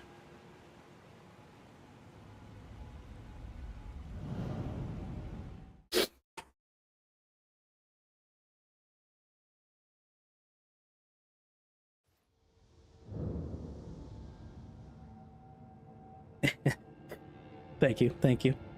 Appreciate that. I know. I was just like, I was in the zone, just talking and fighting, just trying to get through that as best as I could. And I've only fought Dragon Lord Placidusax a handful of times. He's not a boss I really go to just because he's so out of the way. But that was a nice arena for him. I liked that. Let's see. I think you can add anything.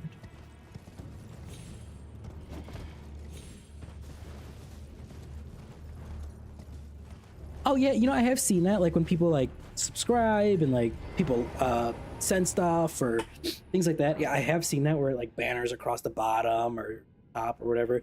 I have seen all that stuff. I just, it got me on how that all works. I have zero knowledge on that.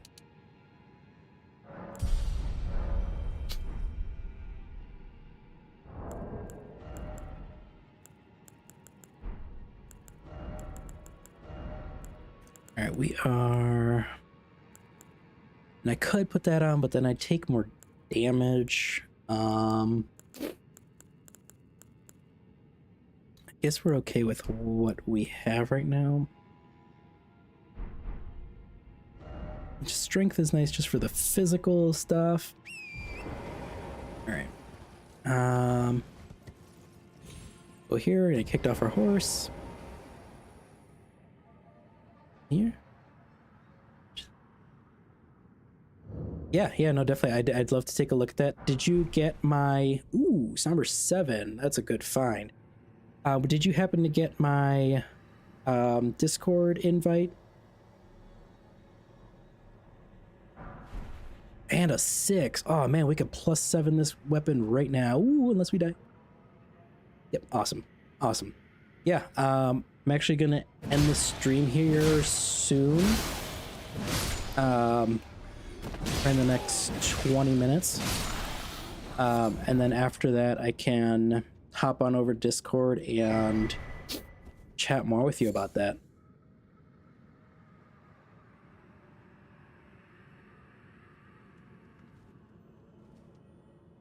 Let's see. Okay, so we need... I'm hoping that what I need is in there, right? Under that guy. But let's see.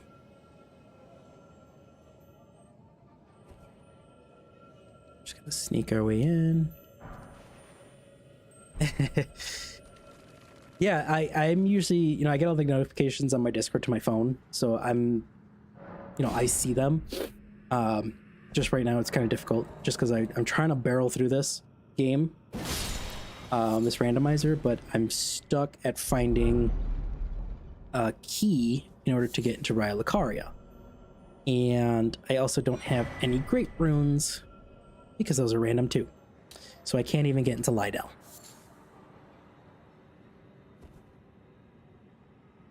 But I appreciate you reaching out and sticking around for this stream.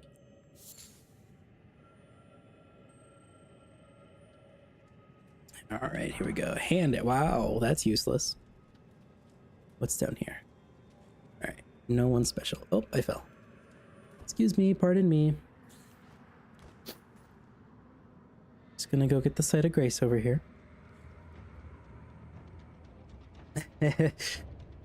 Well, thank you. I appreciate anyone and everyone that takes even a second to watch the stream, hear me talk to myself.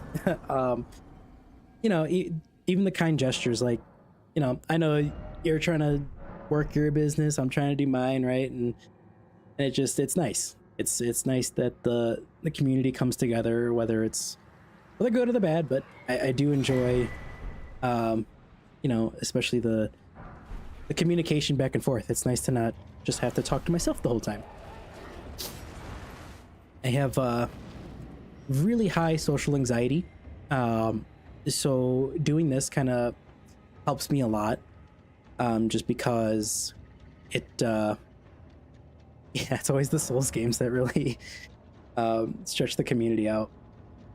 And like I was saying, I have next to zero friends because of my social anxiety, just because I always think the worst of myself, that people are thinking of me, but it's easier this way because I'm only looking at myself and talking to, words on chat. So it's opened me up a lot. It's helped me get over some of my social anxiety. So I definitely want to keep doing this. Oh, thank you. I appreciate the kind words. I really do. It definitely encourages me a lot more to keep on doing it. I'm just starting, so I'm not expecting 10,000 viewers in the first day. 1 viewer, 2 viewers, awesome. I am so happy for any and everyone to be here. I really am. All right, so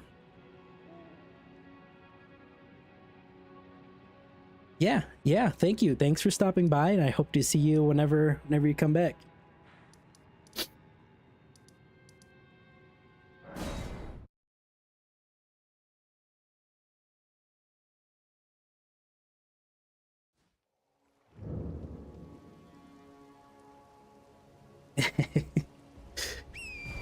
I love all the little, what are those called, emoticons, right? Those are so fun. The cutest things.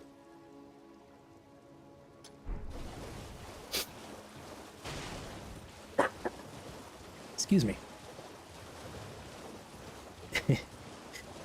Thank you, YouTube side, as well, for your kind words.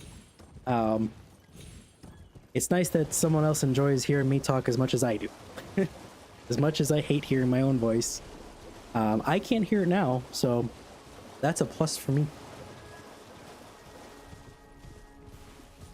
Yeah, it's just the the little things in life you gotta enjoy. Just the affirmations, that people are actually here and listening and responding. It puts a smile on my face.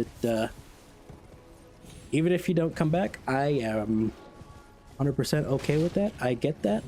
Other people got other things to do, I hope you do come back. It's always nice to have a little fan base going. I'm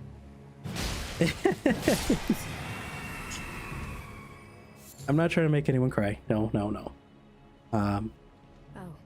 Just expressing how I feel. I'm trying to get better at that. I've never been good at expressing how I feel, so trying to get better at that too. Let the scars I carve suffering justice, let the scars I... Oh boy. What is going on here? Can I get to the grace without being spotted? Alright, the snail saw me. As long as that lobster doesn't see me. Okay, we're good. We're good.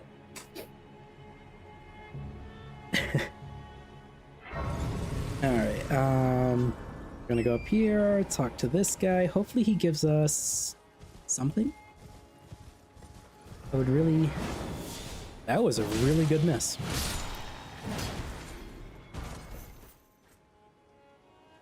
Alright. Alright. Yes, we'll sort it all out on Discord, no worries. No secrets lie with me, not a one. It's not what I meant to do. Why can't I skip your dialogue? There we go. Oh, we're finished. Come on, Albus. You must.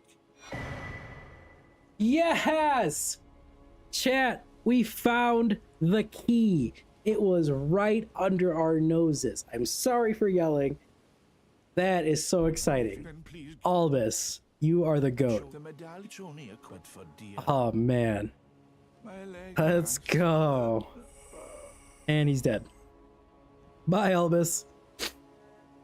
Yeah, right before I end the stream too, which is a great starting point, because now for next time when I do get back on, I will be able to go into Raya Lucaria, fight whoever is in there.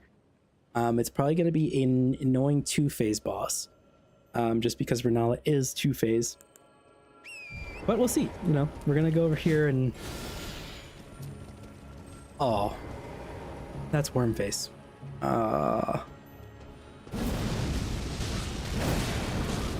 Why not? We'll fight Wormface. Just get rid of these guys so they don't follow me.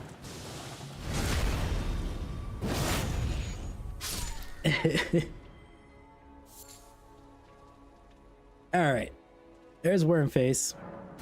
We got Nepheli coming. Pop our physic. We'll get a little bit extra health going here. All right. All right, Nepheli, this way. Hey, buddy. Not the screaming. Oh, the death. The death light. Ooh, can Nepheli get death light? Probably, huh?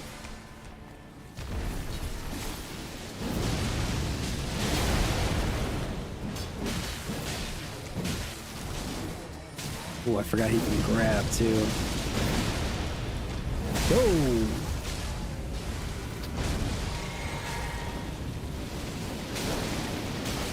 Ah!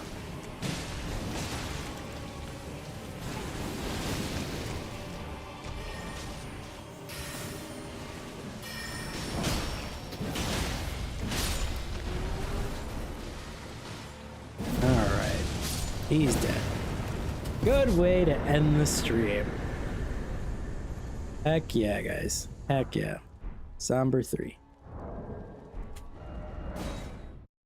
What was your first game on Twitch? My first game was actually this, Elden Ring. I have another playthrough going that is just vanilla, glass cannon dagger only.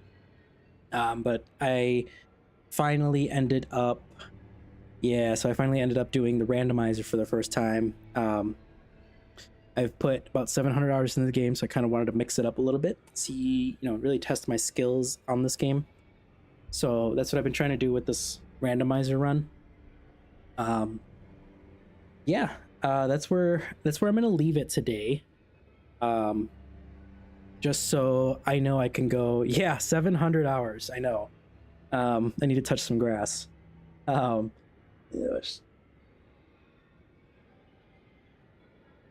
Yeah, and I appreciate you guys sticking by. YouTube side and Twitch side, for anyone that's came in here and watched and stuck around for as long as you did.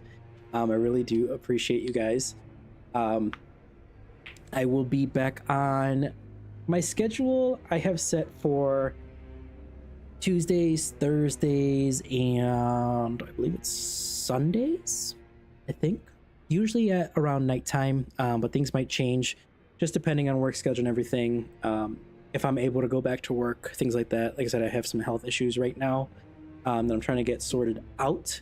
So we'll see. I might be back on tonight. Thank you guys so much for coming in and joining the stream. Hope you guys had a great time. Yeah, that'd be great. Be able to add my schedule onto the panels and everything. Help me out with that. I'll message you right after this. See what we can get going. YouTube side, thank you so much for sticking around. I really appreciate you as well. Definitely a fun run today. Thanks for the support. We'll catch you guys on the next one.